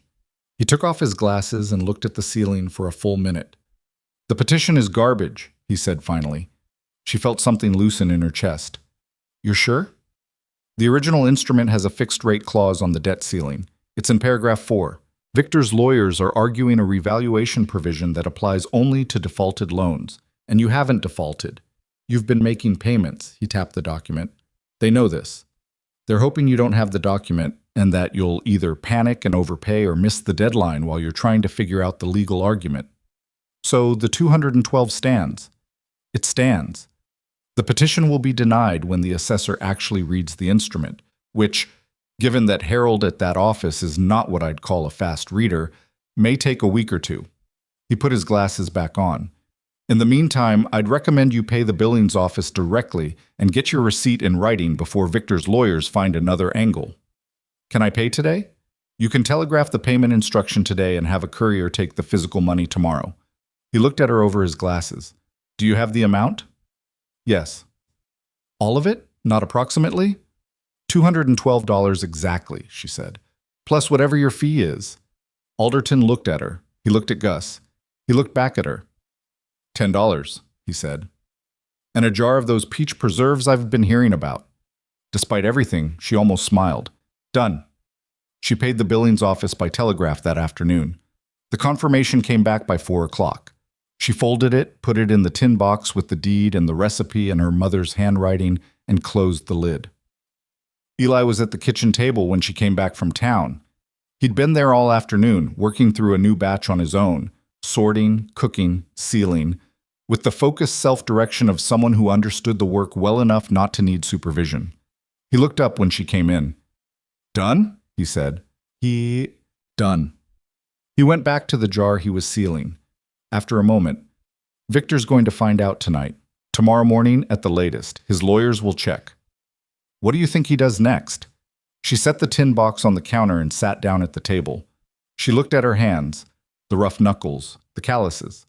She was tired in the bone-deep way she'd been tired since the letter arrived, and she knew that didn't go away fast. I don't know, she said honestly. He's tried the supply chain. He's tried the reputation. He's tried the legal route. She looked at the row of cooling jars. A man like Victor, when the obvious paths close, he either gives up or he goes somewhere you didn't think to look. Eli set the sealed jar down and looked at her. You don't think he's going to give up? No, she said. I don't. So we look at where we haven't looked yet. Yes. He was quiet for a moment. The evening light was long and warm on the kitchen floor. Outside, somewhere up the road, the fence line work was going again. That same slow hammer, steady and patient. Hazel, he said. We haven't lost anything yet. She looked at him. He said it not like reassurance, not the way people say things to make you feel better when they're not sure it's true. He said it the way he said everything. As a fact, he'd checked the math on. No, she agreed. We haven't. She got up and went to help him with the jars. They worked through the evening in the rhythm that had become theirs over these weeks. Efficient, mostly quiet, comfortable in the way that shared purpose makes things comfortable when you stop requiring anything else from each other. And in the back of her mind, she kept turning the question that Eli had put on the table without quite putting it on the table. Where haven't we looked yet? Because Victor Ashcombe was not finished. She knew that with the same certainty, she knew the recipe and the dead amount and the color of the preserves in the jar. He was not finished. And somewhere in the town she'd been living in for 2 years, somewhere in the network of people and contracts and relationships that Victor had spent decades building, there was a move he hadn't made yet. She needed to find it before he did. Victor found out about the payment on a Tuesday morning. Hazel knew this because by Tuesday afternoon, 2 things happened in close enough succession that they had to be connected. The first was that her regular freight arrangement, a driver named Cole Tabbert, who ran a wagon route between Silver Bluff and the 3 neighboring towns, and who had been carrying her product for 6 weeks without complaint, sent his teenage son to her door with a handwritten note saying he could no longer accommodate her orders. No explanation beyond that. The note was short, and the handwriting was unsteady in the way of a man who didn't enjoy writing the thing he was writing.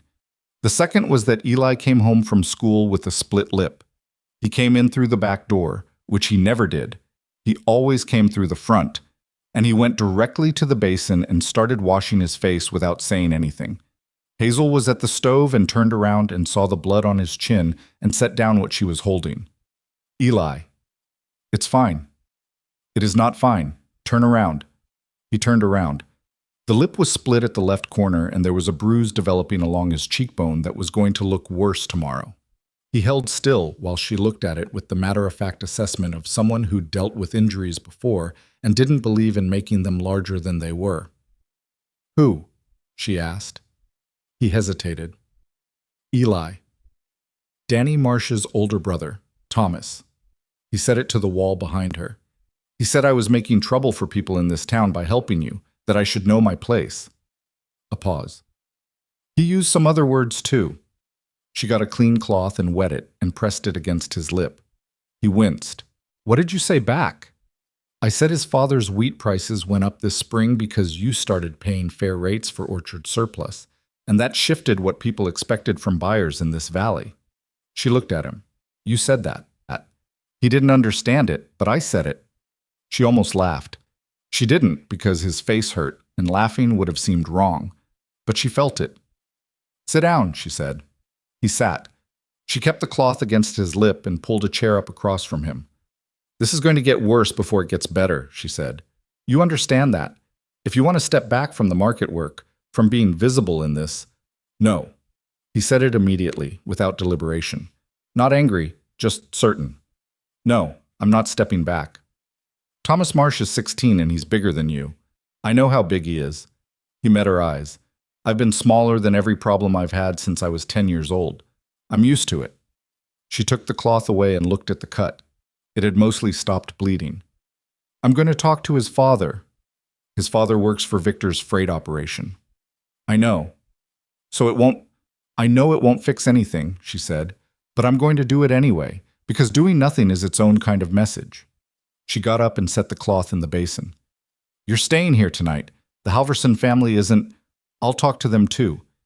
You're staying here until things settle." He looked at her. Something moved through his expression that he didn't have a word for and she didn't try to name. "Okay," he said quietly. She made supper. They ate without talking much, which was their way, and after she'd washed the dishes, she sat at the table and dealt with the freight problem. Cole Tabert's defection meant she had no way to move product to the neighboring towns, which was a significant piece of her current volume. The mining camp she could reach by wagon herself.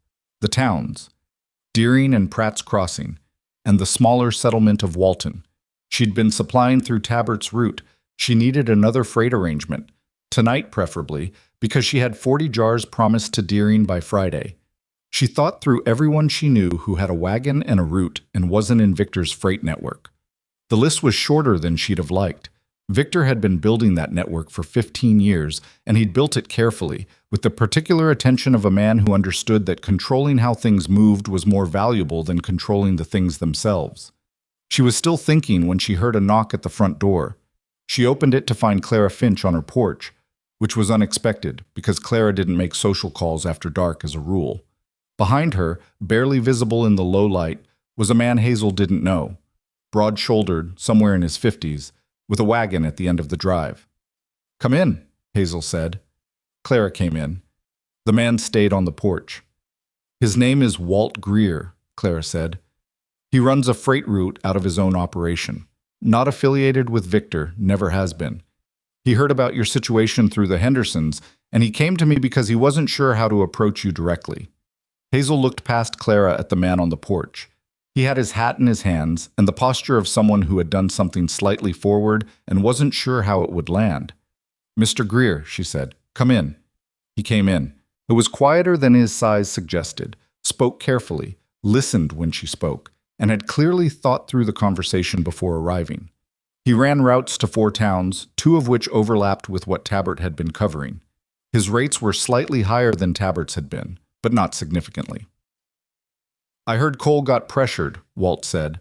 "I want you to know that I'm not in a position where that pressure would work the same way. I don't have contracts with Victor's network.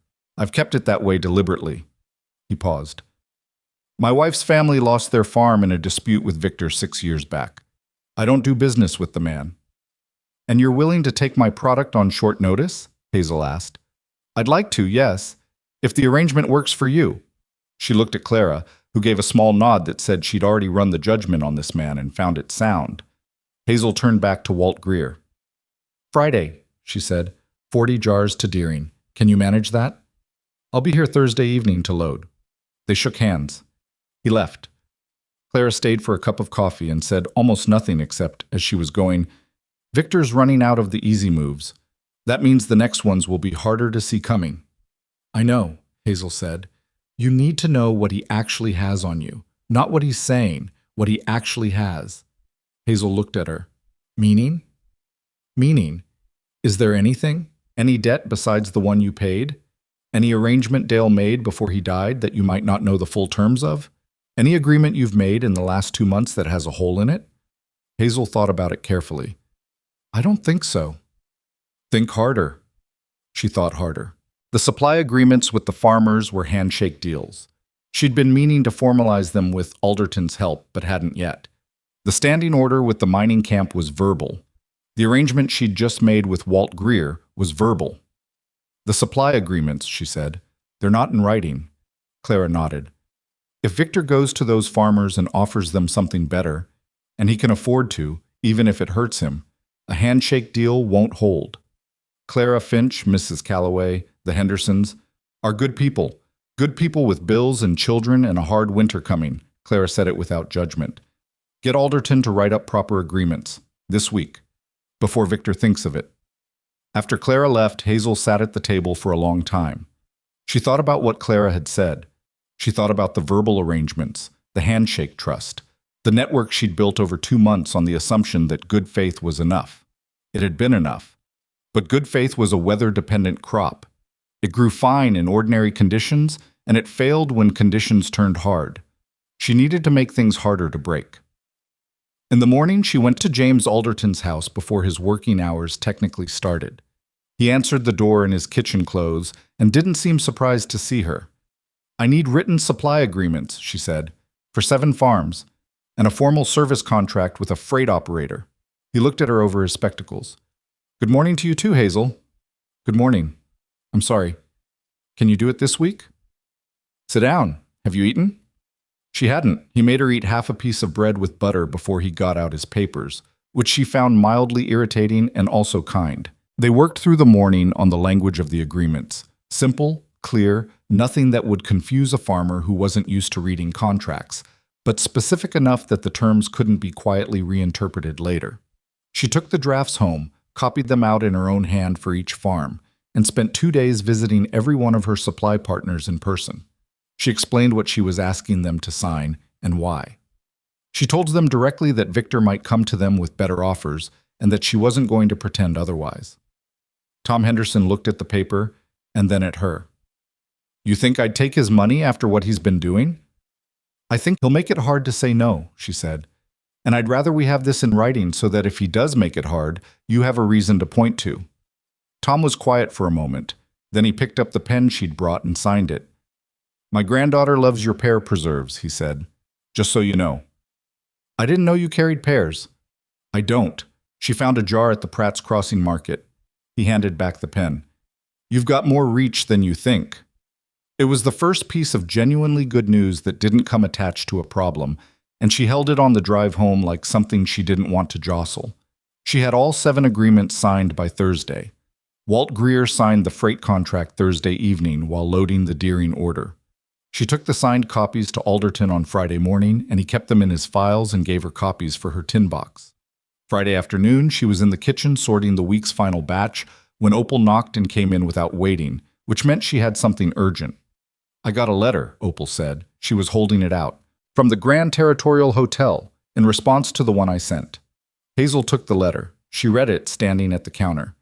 The Grand Territorial Hotel's purchasing manager, a man named Elliot Foss, wrote that he had received Opal's description of Hazel's preserves with interest, and that the hotel had in fact already received inquiries from guests who had encountered the product at a ranch stop along the Territory Freight Road. He was writing to request a sample order of 24 jars at Hazel's wholesale rate, with the understanding that a satisfactory sample could lead to a standing contract for the hotel's dining room.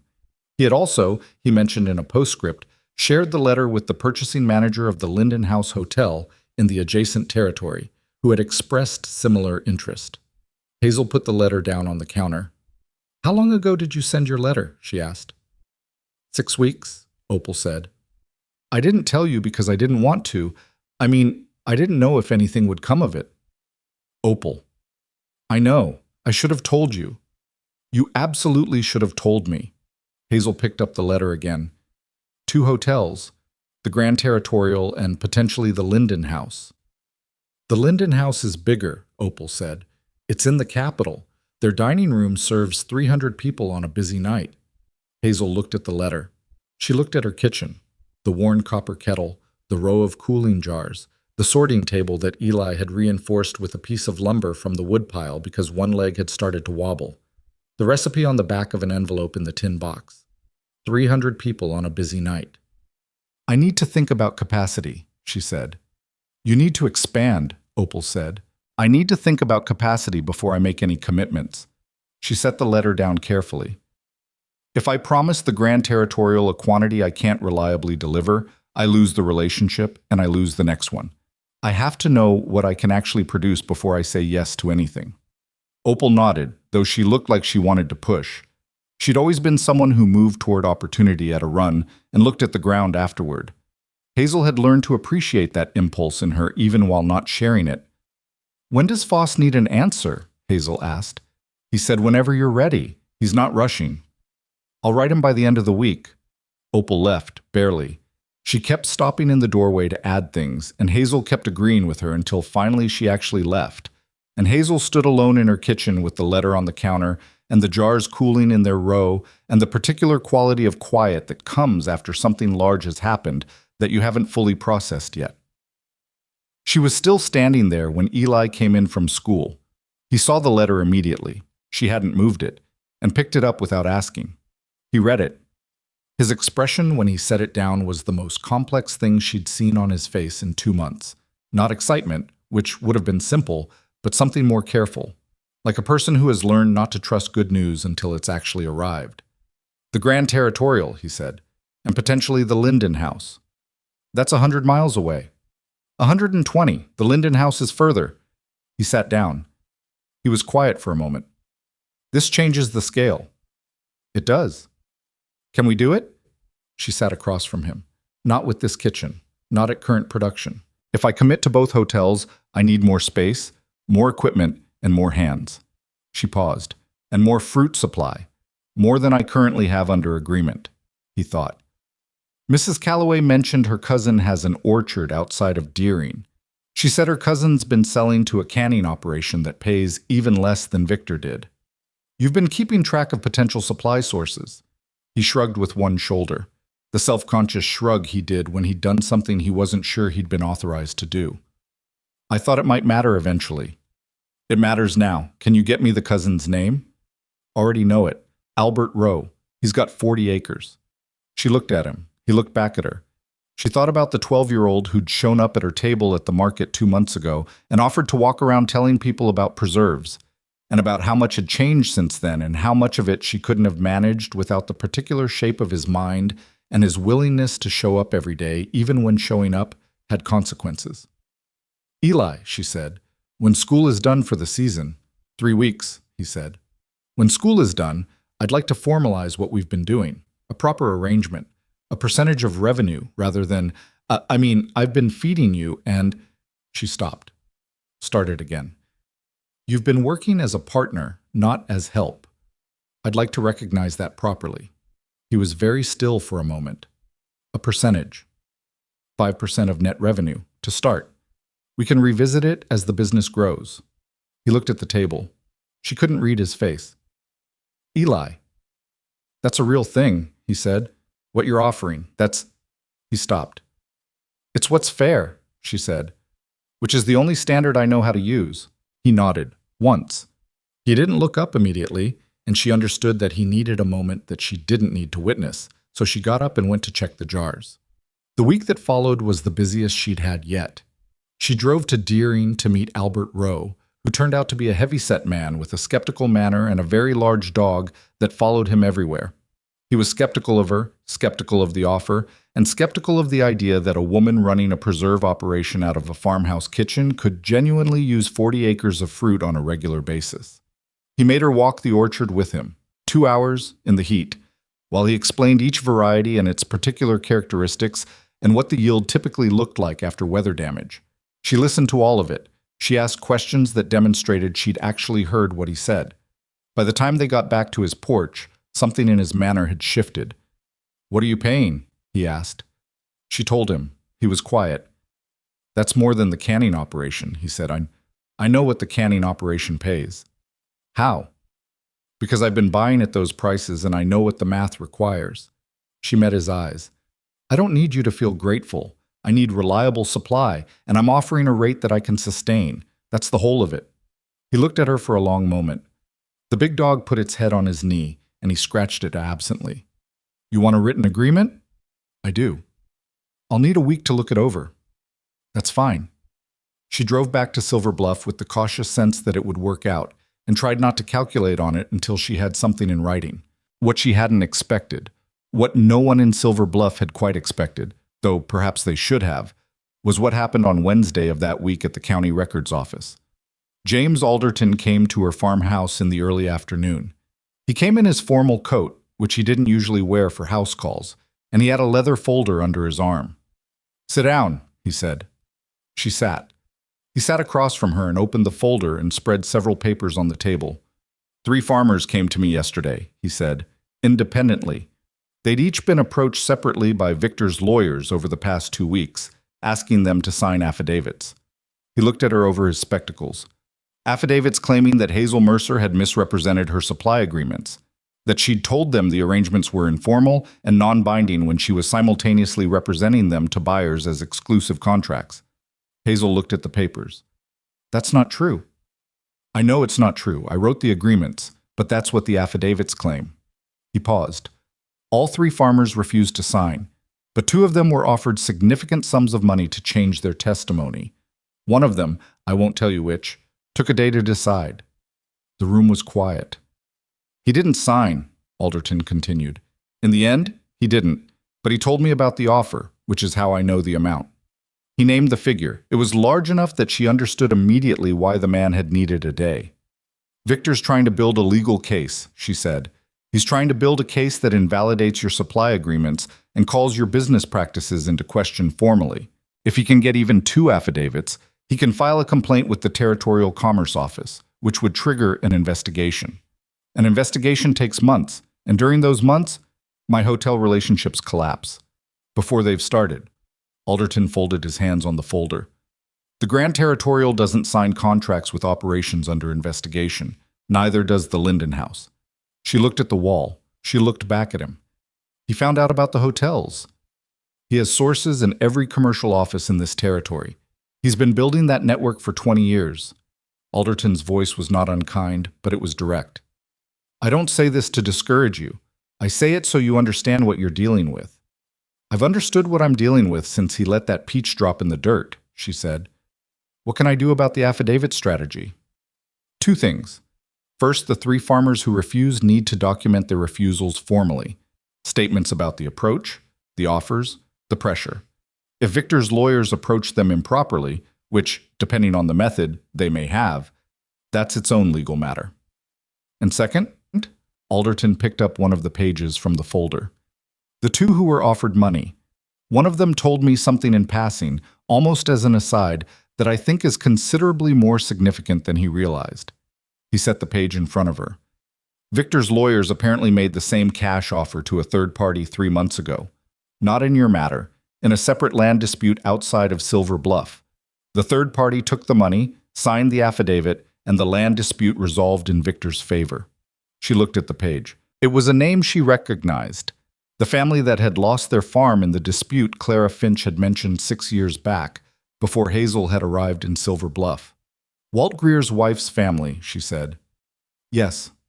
Alderton looked at her. "Hazel, what Victor did in that land dispute, if the affidavit was falsified, and I have reason to believe it was, is not a commercial matter. It's potentially a criminal one. Witness tampering, fraud, perjury." He let that sit for a moment. "I have a colleague in the Territorial Attorney's office. We were in school together. I'd like to send him a letter." She looked at him. "How long would that take?" "Investigations take time. Months, likely. But if an investigation opens, It changes the terrain. He paused. It makes Victor's lawyers considerably less willing to file frivolous complaints on his behalf when there's an investigator already looking at their client's methods. She sat with this for a long moment. What she was feeling was not triumph. That was important to note for herself.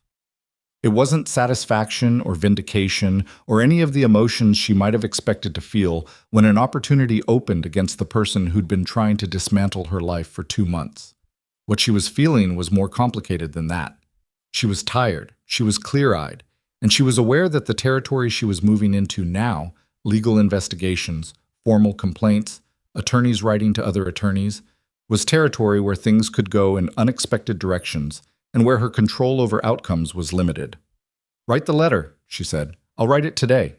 She walked him to the door and then stood on her porch and watched him go down the drive in his formal coat with his leather folder. The afternoon was bright and slightly too warm for the season, and the orchard smell from the Briggs property was faint on the air. Harlan Briggs, who'd sold her the first $2 worth of crates and felt like a thief saying it. She thought about what had happened since then. The supply network she'd built.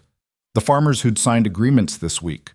Walt Greer loading jars Thursday evenings. The mining camp's standing order. Opal's letter sitting on a hotel purchasing manager's desk. Albert Rowe and his 40 acres and his large dog. Eli at her kitchen table, working. And now, Alderton's letter traveling to the territorial attorney's office, carrying with it the accumulated evidence of years of Victor Ashcombe doing what powerful men do when they're not used to anyone looking. She thought about the farmers who'd refused the affidavits, 3 of them. 3 people who'd been offered money they needed and who'd said no. Not because they were brave in some extraordinary way. Ordinary bravery was what it was, with a day's hesitation included, but because something in how they'd been treated over these past 2 months had shifted the calculation. She hadn't asked them to refuse. She hadn't known Victor had approached them. They'd made their own decisions, based on their own accounting of what things were worth. That was the part Victor had never understood, and still didn't. He thought he was fighting a business. He'd approached the whole thing as a resource problem. Starve her supply, block her distribution, intimidate her legal standing, buy the testimony he needed. All of those were tools that worked when you were fighting something you could quantify. He was not fighting something he could quantify. When Eli came home that afternoon, she was still on the porch. He came up the drive and looked at her and said, "What happened?" "Come inside," she said. "I'll tell you all of it." She did. She told him about Alderton, the affidavits, the farmers who'd refused, the land dispute 6 years back, the letter going to the territorial attorney's office. She told him about Victor finding out about the hotels and what that meant for the timeline. She laid it all out on the table the same way she'd laid the supply map out 2 months ago. Not to manage his reaction, but because he'd been working alongside her through all of it, and he had a right to see the full picture. He listened without interrupting. When she finished, he was quiet for a moment. "The farmers who said no," he said. "Yes." "You didn't ask them to." "No." He looked at the table. "That's the thing he can't buy," he said slowly. "Victor can buy a signature. He can't buy what made them refuse." She looked at him. He was 12 years old, and he had said the thing again, the thing she'd been circling, the thing that was true. "No," she said. "He can't." Eli picked up his apron from the hook by the kitchen door. "We've got a batch due tomorrow," he said. "Should we start on the prep tonight?" "Yes," she said. "Let's start tonight." They worked until the light was fully gone, and the jars lined up on the counter, and the kitchen smelled of peaches and brown sugar and the faint sharpness of clean glass. Outside, Silver Bluff went quiet, in the gradual way of small frontier towns. The sounds reducing one by one until there was only the wind and, occasionally, the distant report of someone's screen door. Hazel sealed the last jar of the evening and set it in the row. She stood back and looked at the full counter. 71 jars. Each one made from fruit someone else had given up on. Each one sealed against air and time. She thought about Alderton's letter moving through the territory mail. She thought about Elliot Foss at the Grand Territorial Hotel reading her reply, which she'd written that morning and which was careful and specific and committed to nothing she couldn't deliver. She thought about Albert Rowe and his 40 acres and his dog and whether he'd signed the agreement. She thought about Victor Ashcombe in his freight office with the lights on and the men going in through the side door, and she thought about a man who had spent 20 years building a network of leverage and who was now discovering that leverage has a specific limitation. It works on things that can be pressured, and it fails on things that have already decided they aren't moving. She turned off the kitchen lamp. Whatever came next, and something was coming, she knew that with the certainty of someone who had been watching the shape of this thing long enough to read it, whatever came next would find her with written contracts, a freight arrangement that wasn't dependent on Victor's goodwill, a lawyer who was writing a letter that Victor's people hadn't anticipated, and 71 jars sealed and cooling in her kitchen. It wasn't safety. It wasn't victory. It was something more workable than either. It was ground she could stand on. She went to check on Eli, who had fallen asleep at the kitchen table with his head on his arms, the way children do when exhaustion wins the argument before they've noticed they were losing it.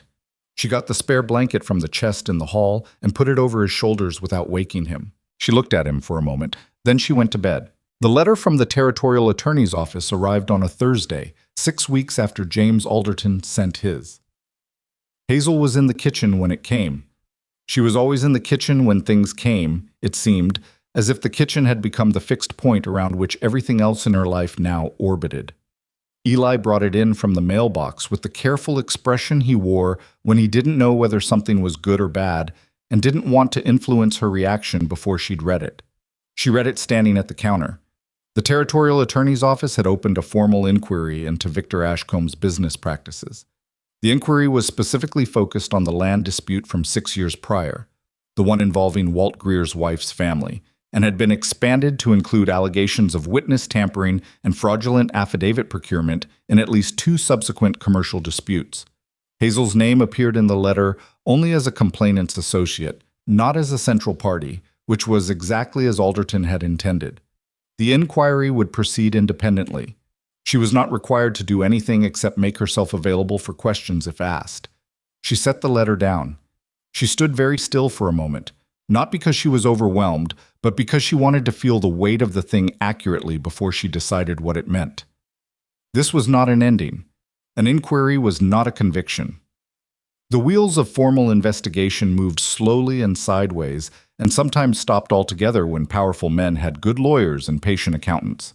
She knew that. But it was something Victor had not been able to prevent, and it was going to be in the public record by the end of the week. "Well?" Eli said. She handed him the letter. He read it. His face did the careful thing again. The same guardedness he'd shown when the hotel letter arrived, the learned reluctance to trust good news before it had fully materialized. "It's not over," he said. "No. But he knows this is coming. His lawyers know already. They would have been notified." She took the letter back. "Which means the next week or 2 will be the most interesting." She was right about that. Not in any way she'd expected. 2 days after the attorney's letter, on a Saturday morning, Priscilla Ashcombe appeared at Hazel's kitchen door. Not at the market. Not through an intermediary. At the door, at 8 in the morning, with a traveling bag at her feet and an expression that was the most unguarded thing Hazel had ever seen on her face. Hazel opened the door and didn't say anything for a moment. "I'd like to come in," Priscilla said. Hazel stepped back. Priscilla came in. She stood in the kitchen and looked around at the jars and the sorting table and the worn copper kettle and all the working infrastructure of the operation. And something moved through her expression that Hazel couldn't name precisely. "I left this morning," Priscilla said. "I'm going to my sister's in Billings. I wanted to tell you before I went." Hazel pulled out a chair. "Sit down." Priscilla sat. She held her purse in her lap with both hands. "He knows about the inquiry," she said. "He found out Wednesday night. He was—" She stopped, started again. "The lawyers told him it was broader than the current dispute, that they'd been looking at older matters." She looked at the table. "The Greer land case. He didn't think anyone would look at that again." "How bad is it?" Hazel asked. Priscilla was quiet for a long moment. Bad enough that his senior lawyer advised him to prepare for the possibility of criminal exposure. She said it in the careful, flat voice of a person who had practiced saying a difficult thing until the emotion was no longer audible in it. "Which is when I decided I needed to go to my sister's." Hazel didn't say anything to that. She got 2 cups and poured coffee and set one in front of Priscilla without asking. "I bought your preserves that day at the market," Priscilla said, "because I wanted to see what you'd actually made. Victor had been— he talked about you, quite a bit." A pause. He underestimated you. I could see that from the first Saturday, and I thought someone should know what they were dealing with. She looked up. I didn't do anything about it. I didn't warn you or help you. I just watched. You had your own situation to manage, Hazel said. That's a generous way to say it. It's an accurate way to say it. Hazel sat down across from her. Are you safe? Going to Billings, what? Is that safe for you? Priscilla looked at her. Something shifted in her face, a kind of surprise that came from not expecting to be asked that particular question. Yes. My sister's husband is a lawyer. I'll be fine. She wrapped her hands around the cup. I wanted you to know that what he was doing, the rumors about your kitchen, the boy, the debt, I knew. I didn't tell him to do it, but I knew, and I didn't stop it. The room was quiet. Priscilla, Hazel said, I'm not in a position to forgive or not forgive anything. That's not what I'm doing here. What I'm doing is making preserves and running a business. She paused. But I appreciate you coming. Priscilla stood up. She didn't drink the coffee. She picked up her purse and looked at Hazel one more time. He thought you'd run, she said. When he bought the debt, he thought 30 days and the threat of losing the house would be enough. He didn't know me, Hazel said. No. Priscilla almost smiled. He didn't. She nodded once and walked to the door. After she left, Hazel sat for a while with both cups of coffee on the table, one untouched. She thought about what it cost a person to walk away from 20 years of a life, even a life that had been built on someone else's choices. She thought about the particular courage involved in that, which was a different kind of courage from the kind she'd needed herself, less visible, more privately expensive. Then she poured out the cold coffee and went back to work. The inquiry moved faster than Alderton had expected, which he told her when he came by the following Wednesday with an update that he'd received from his colleague. Victor's lawyers negotiated, Alderton said.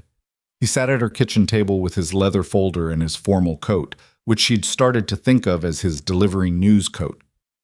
He's cooperating with the investigation in exchange for a narrowed scope. He's agreed to a settlement with the Greer family, a significant financial settlement, I'm told, and to a set of consent orders that restrict certain business practices going forward. Is he being charged? Not criminally. The evidence on the older case was strong, but the witnesses are aged and the documentation partial. His lawyers managed to keep it to civil exposure. Alderton paused. However, the consent orders are public record. They'll be filed with the Territorial Commerce Office. Anyone doing business with Victor, or considering it, will be able to read them. Hazel thought about that. His freight contracts. Several of his larger clients have already been in contact with the attorney's office asking for information about the scope of the inquiry. When the consent orders are filed, he set his hands flat on the table. His network took 20 years to build. It won't collapse overnight, but it will start to come apart at the edges. The clients who stayed with him because they were afraid of what he'd do if they left, they'll start doing the math differently. She nodded slowly. And the farmers he was paying $2 a crate for remainder fruit he wasn't using. He's already stopped those payments. His lawyers advised it. Alderton looked at her. Which means your supply agreements are the only standing offer most of those farms have. She thought about Harlan Briggs turning his hat in his hands. $2 a crate is $2 a crate. And I've got 3 kids and a wall that needs replacing before winter. I'm going to see Harlan Briggs today, she said. Alderton nodded. He closed his folder. He stood to go and then stopped. Hazel. For what it's worth. He seemed to consider how to finish that. In 40 years of practicing law in this territory, I've seen a good number of people go up against men like Victor Ashcombe. Most of them were better resourced than you were when this started. He put on his hat. I don't say this to flatter you. I say it because I think you should know what you actually did here. I made preserves, she said. You made preserves, he agreed. And you built something that turned out to be harder to break than a legal instrument or a freight contract or a rumor. He nodded at her. Good morning, Hazel. She went to see Harlan that afternoon. I was in his barn when she drove up, and he came out with the look of a man who had already heard enough of what was circulating through Silver Bluff in the last week to know why she was there and to feel bad about it before she'd said a word. Hazel, he said. Harlan. She climbed down from the wagon. I'm not here to make you feel worse than you already do. He exhaled slowly. That's decent of you. I'm here because Victor stopped paying for your remainder. and you've got fruit coming in through the fall, and you need somewhere to sell it. She looked at him directly. I'm still buying, same rate as before. If you want to sign a formal agreement this time, I've got one in the wagon. He looked at the wagon, he looked at her.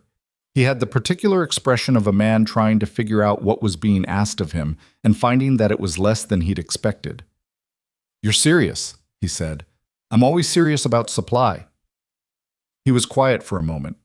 A crow landed on the fence at the end of the drive, maybe the same one from before, though she knew that was probably wishful thinking. That wall I mentioned, he said, the one that needs replacing before winter. Your business. I've got lumber coming next week. I need to be honest with you, Hazel. If someone offered me a better rate than yours, I don't know that I'd... Then here's what I'll do, she said. I'll offer you $1.25 per crate for grade 2 and above, and I'll pay at pickup rather than end of month. That's a better rate than Victor was paying, and it's cash in hand. She paused. And if someone offers you more than that, you come tell me first and we talk. That's all I ask. He looked at her for a long moment. That's fair, he said. I know it is. She went to the wagon and got the agreement. He signed it on the hood of his wagon with a pen she'd brought, and then stood up and looked at the paper and then at her.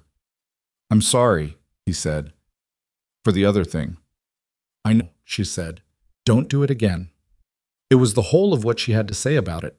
October arrived, and with it the particular quality of Montana fall, the sky going higher and more blue, the mornings cold enough to see breath, the orchards moving through their final productive push before the hard freeze.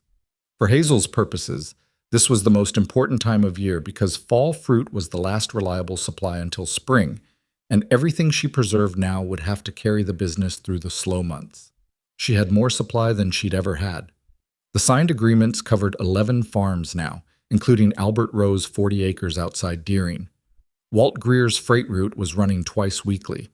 The sample order to the Grand Territorial Hotel had gone out in September, and Elliot Foss had written back within 10 days to say that his dining room guests had been asking specifically about the preserves and could they discuss a standing contract.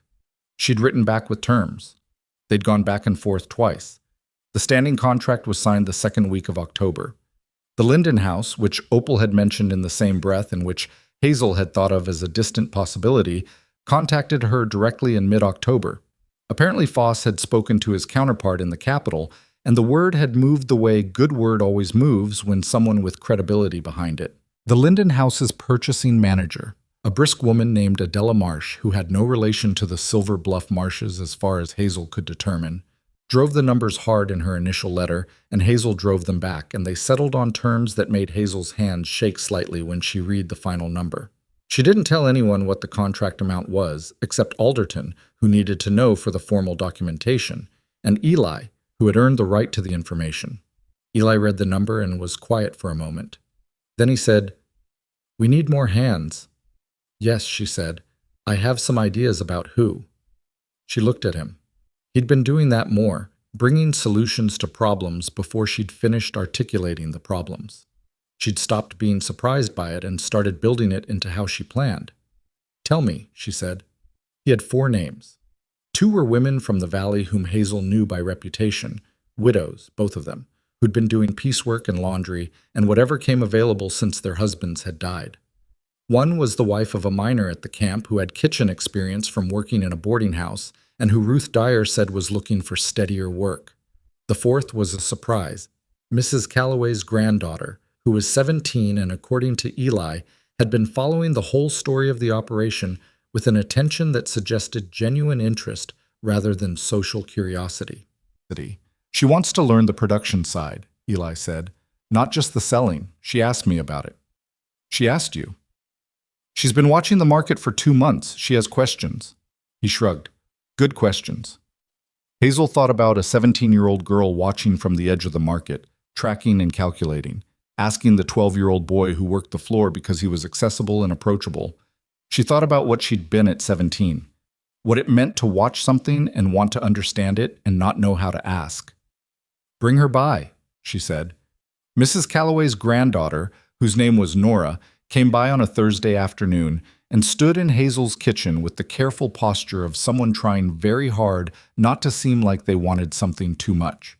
She was tall, with her grandmother's direct way of looking at things, and she asked questions that demonstrated she'd been paying attention to the operation from the outside for longer than Hazel had realized. "How do you decide the ratio of sugar to fruit when the fruit is different ripeness levels?" Nora asked. Hazel looked at her. "How do you know that's a variable?" "Because the early batches tasted slightly different from the later batches. Sweeter, but not the same kind of sweet. I thought it must be the fruit, not the recipe." "It's both," Hazel said. "Come here." She walked her through the adjustment process. Not all of it, just the core logic. Nora listened the way Eli listened, actually, not performatively. By the end of the month, Hazel had 4 people working in the expanded operation. She'd rented the unused back room of the grain exchange building for additional kitchen space. The owner, who had never had any particular quarrel with Hazel, was glad to have it generating income rather than storing broken equipment. The back room was larger than her farmhouse kitchen and awkward in its layout, but workable, and it was close enough to town that supplies could be delivered directly. The farmhouse kitchen she kept for herself. Some things didn't need to be industrialized. Nora had a particular gift for the ginger lemon variety and an instinct for the timing of the seal that took most people weeks to develop. Hazel told her so directly, without ceremony, the way she'd have wanted to be told. Nora looked at her for a moment. "My grandmother said you pay people what they're worth." "I try to." "She also said you told Victor Ashcombe to his face that what happened to her supply agreement was his business and not yours." Nora paused. "Was that true?" "More or less. He came to our farm too, before the inquiry. He offered my grandmother money for her supply agreement." Hazel looked at her. "She didn't tell me that." "She told him?" Nora stopped. Something that might have been amusement moved across her face. "She told him she'd report him to every farm family in the valley if he set foot on her property again. And then she actually did report him, to Alderton." Hazel thought about Mrs. Calloway and the broom just inside the door. "That sounds right," she said. November came. The first hard freeze hit in the second week, and with it the end of the fresh fruit season and the transition to what Hazel thought of as the proving season. The months when everything she'd preserved had to demonstrate that it held, that the seals were good, that the product traveling to the Grand Territorial Hotel and the Linden House and the mining camp and the Saturday market arrived exactly as it had left her kitchen. It held, every jar, every root, every delivery. She got 1 report of a failed seal from the Deering market, 1 jar in a case of 24, and she replaced the entire case and added 2 extra jars at no charge and wrote Elliot Foss before he had time to wonder. Foss wrote back saying that was not necessary and that the replacement had been appreciated. It was the kind of exchange that built something longer than a single season. Victor Ashcombe left Silver Bluff in November. Not dramatically. Not in the way that significant departures sometimes happen, with confrontation or announcement. He simply stopped appearing at places where he had always appeared, and then it emerged that he'd been spending time in the city near his lawyer's offices, and then one week in mid-November his freight office windows were dark, and then someone who knew someone said he'd sold the building. The freight operation didn't disappear. Operations that size don't vanish, they transfer. But the men who'd run it under Victor's direction reorganized under new management, and the new management had the particular hurried manner of people trying to demonstrate that they were nothing like their predecessor. 3 of the farm families who'd been in exclusive freight agreements with Victor came to Hazel within 2 weeks of the office going dark to ask if she knew anything about Walt Greer's independent operation and whether he had capacity. She gave them Walt's information. She took no credit for the introduction. Harlan Briggs came by in the 3rd week of November with 2 crates of late-season apple seconds that he thought might work for a preserve if she was interested in experimenting. She was. They worked out a trial run together at the farmhouse kitchen on a Tuesday afternoon, with Eli adjusting the sugar ratios and Harlan standing at the counter looking slightly amazed at the precision of it. "You could teach classes," Harlan said. "I could," she said. She hadn't thought about it before he said it. After he left, she thought about it. December arrived cold and clear, and on the first Saturday of the month, Hazel set up her market table in its usual spot. No longer in the back corner near the wall, but in a central position that she'd earned through the gradual logic of consistent product and consistent presence. She had 82 jars on the table, the largest single market offering she'd made. She had 4 varieties now: the original peach, the ginger lemon, a pear preserve that Eli had been right about being different rather than worse, and the experimental apple from her sessions with Harlan. Eli worked the floor with the same methodical seriousness he'd always had, except that now people sought him out rather than needing to be approached. He had a reputation at the market that was his own thing, separate from being the boy who helped Hazel Mercer. He was the kid who knew the product better than anyone, and who'd tell you plainly which variety was right for what you were making and who was incapable of an insincere recommendation. Clara Finch bought her usual 6 jars and stopped to talk for a few minutes, which she did most Saturdays now. Nora tells me she's learning the sugar adjustment process, she said. She's already better at the ginger lemon than I am, Hazel said. Don't tell her I said that. She'll get competitive about it. Clara smiled. She's already competitive about it. She picked up her parcel. The Henderson boy wants to talk to you about apple supply next season. Tom says he's been following your operation since you hired Nora, and he thinks there's a market for apple preserves in the city. Send him by. I already told him to expect that. Clara gave her a look that suggested this was a conversation Clara had prepared for and Hazel had simply arrived at. You've changed how this valley works, she said. The fair pricing. 3 other buyers have adjusted their rates this season. Not because they wanted to, because the farmers started knowing what fair looked like. Hazel thought about that. It was the kind of change that happened slowly enough that you didn't see it happening, and then one day someone named it, and you understood that it had been accumulating all along. That's the farmers deciding what they're worth, she said. Not me. You showed them what it looked like when someone treated them that way. Clara shook her head slightly. You can accept the credit, Hazel. It won't kill you. Hazel almost laughed. Go home, Clara. Going. She went. In the afternoon lull between the morning rush and the end-of-day buying, Hazel stood behind her table with 15 jars remaining and the low winter sun coming through the gaps between the buildings at a long angle.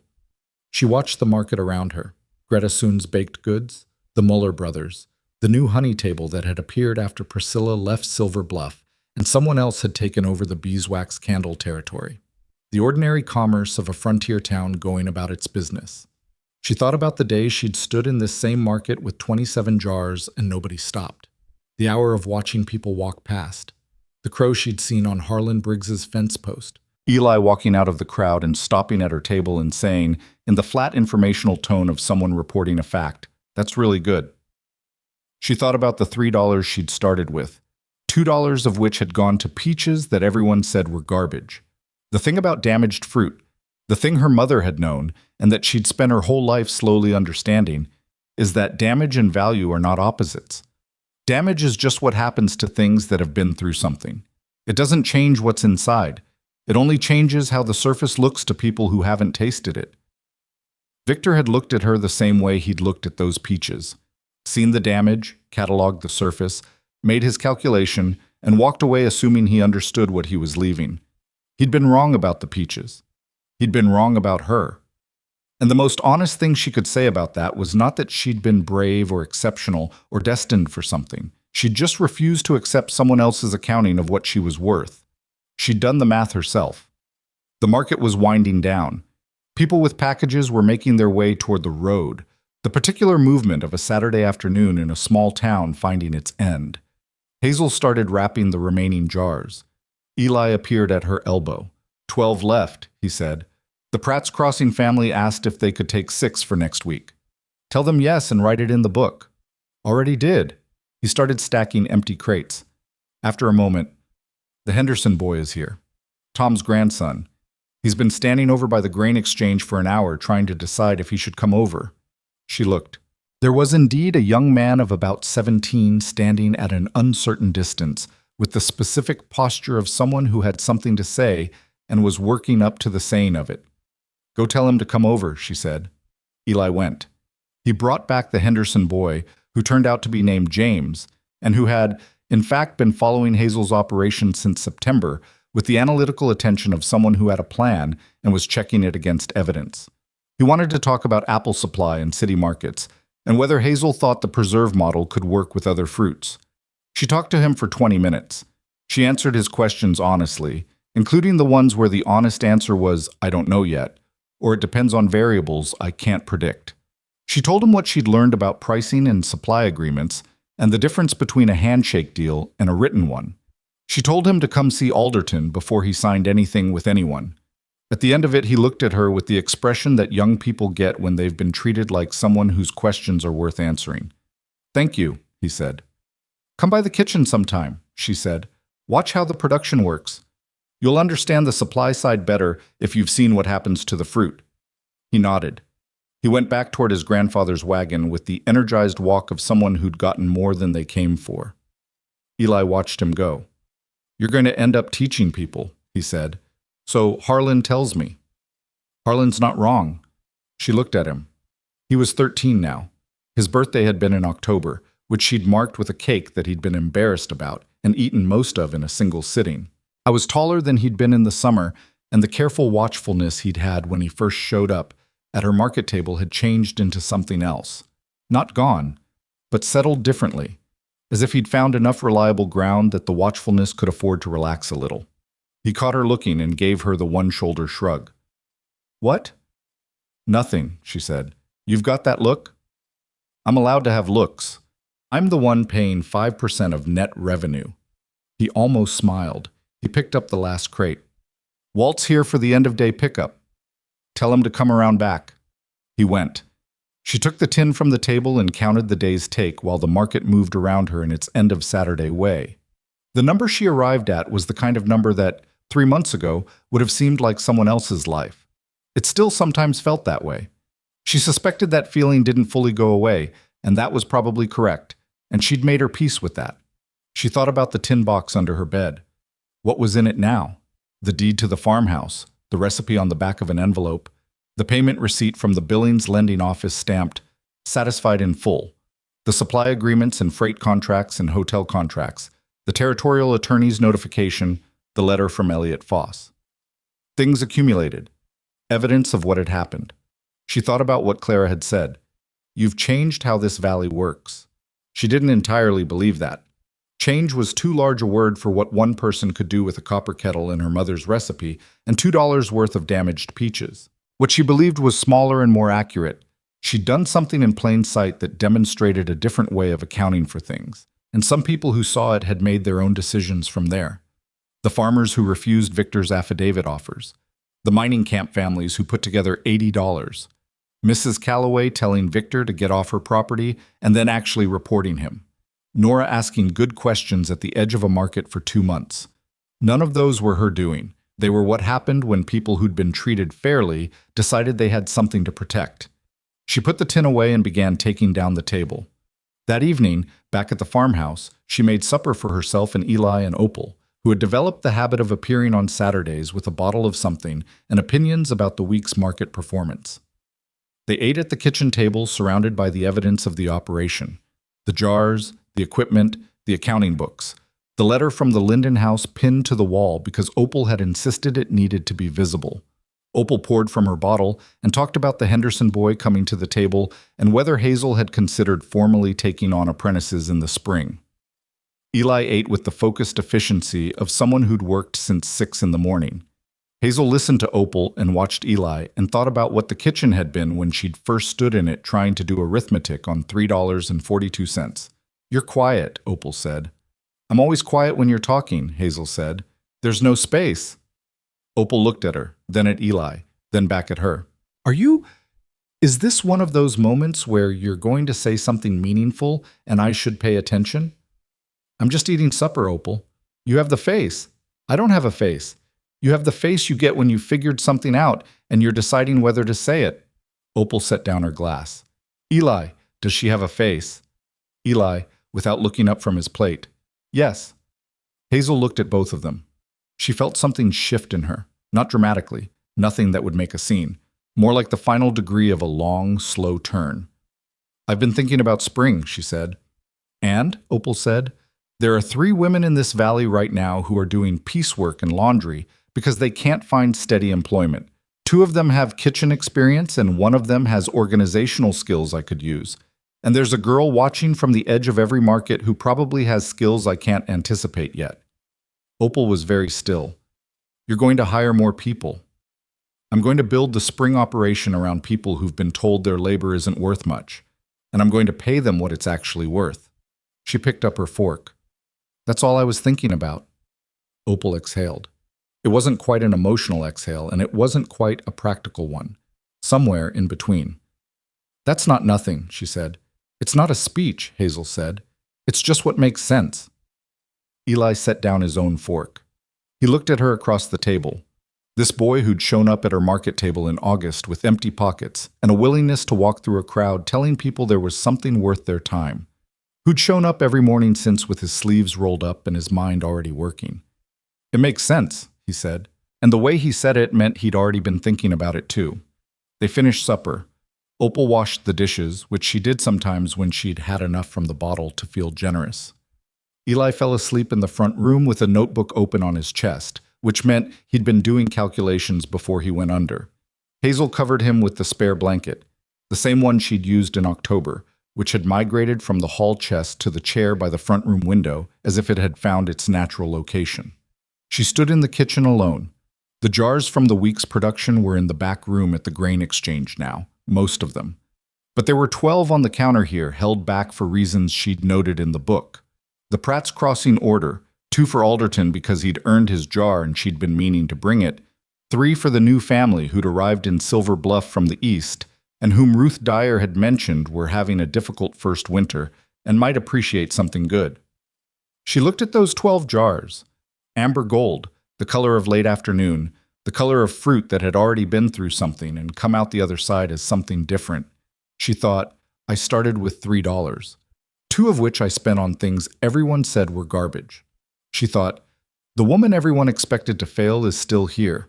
She thought about her mother, who had stood behind a market table in all weather with her back straight and her face pleasant and her products arranged with care, and who had said that damaged things often carry the greatest value, not because damage is good, but because everyone else has stopped looking. And the people who haven't stopped looking, who can see past the split skin to what's underneath, those people will always find something worth keeping. She'd been told her whole life, in one way or another, what she was worth. By a town that saw her size before her capability. By a man who dropped a peach in the dirt and walked away without looking back. By a culture that had very precise and very limited ideas about what a widow on the frontier could build. She'd done her own accounting. That was the whole of it. That was the thing she'd done. She'd taken the damaged fruit and the last $3 and the recipe on the back of an envelope, and she'd done her own accounting, and she'd found that the numbers came out differently than everyone else had told her they would. She turned off the kitchen lamp. In the front room, Eli breathed slow and steady, the notebook rising and falling on his chest. She went to bed. The winter was cold, and the work was steady, and the jars went out on Walt Greer's wagon twice a week, and came back as receipts, and then as contracts, and then, slowly, as a reputation that spread beyond the valley in the particular way that things spread when they're genuinely worth spreading, not from advertising or spectacle, but from one person telling another that they'd tasted something real. In spring, she hired 3 women and started building what she'd been thinking about over the winter. In summer, Nora asked about a formal apprenticeship, and Hazel wrote up the terms with Alderton's help.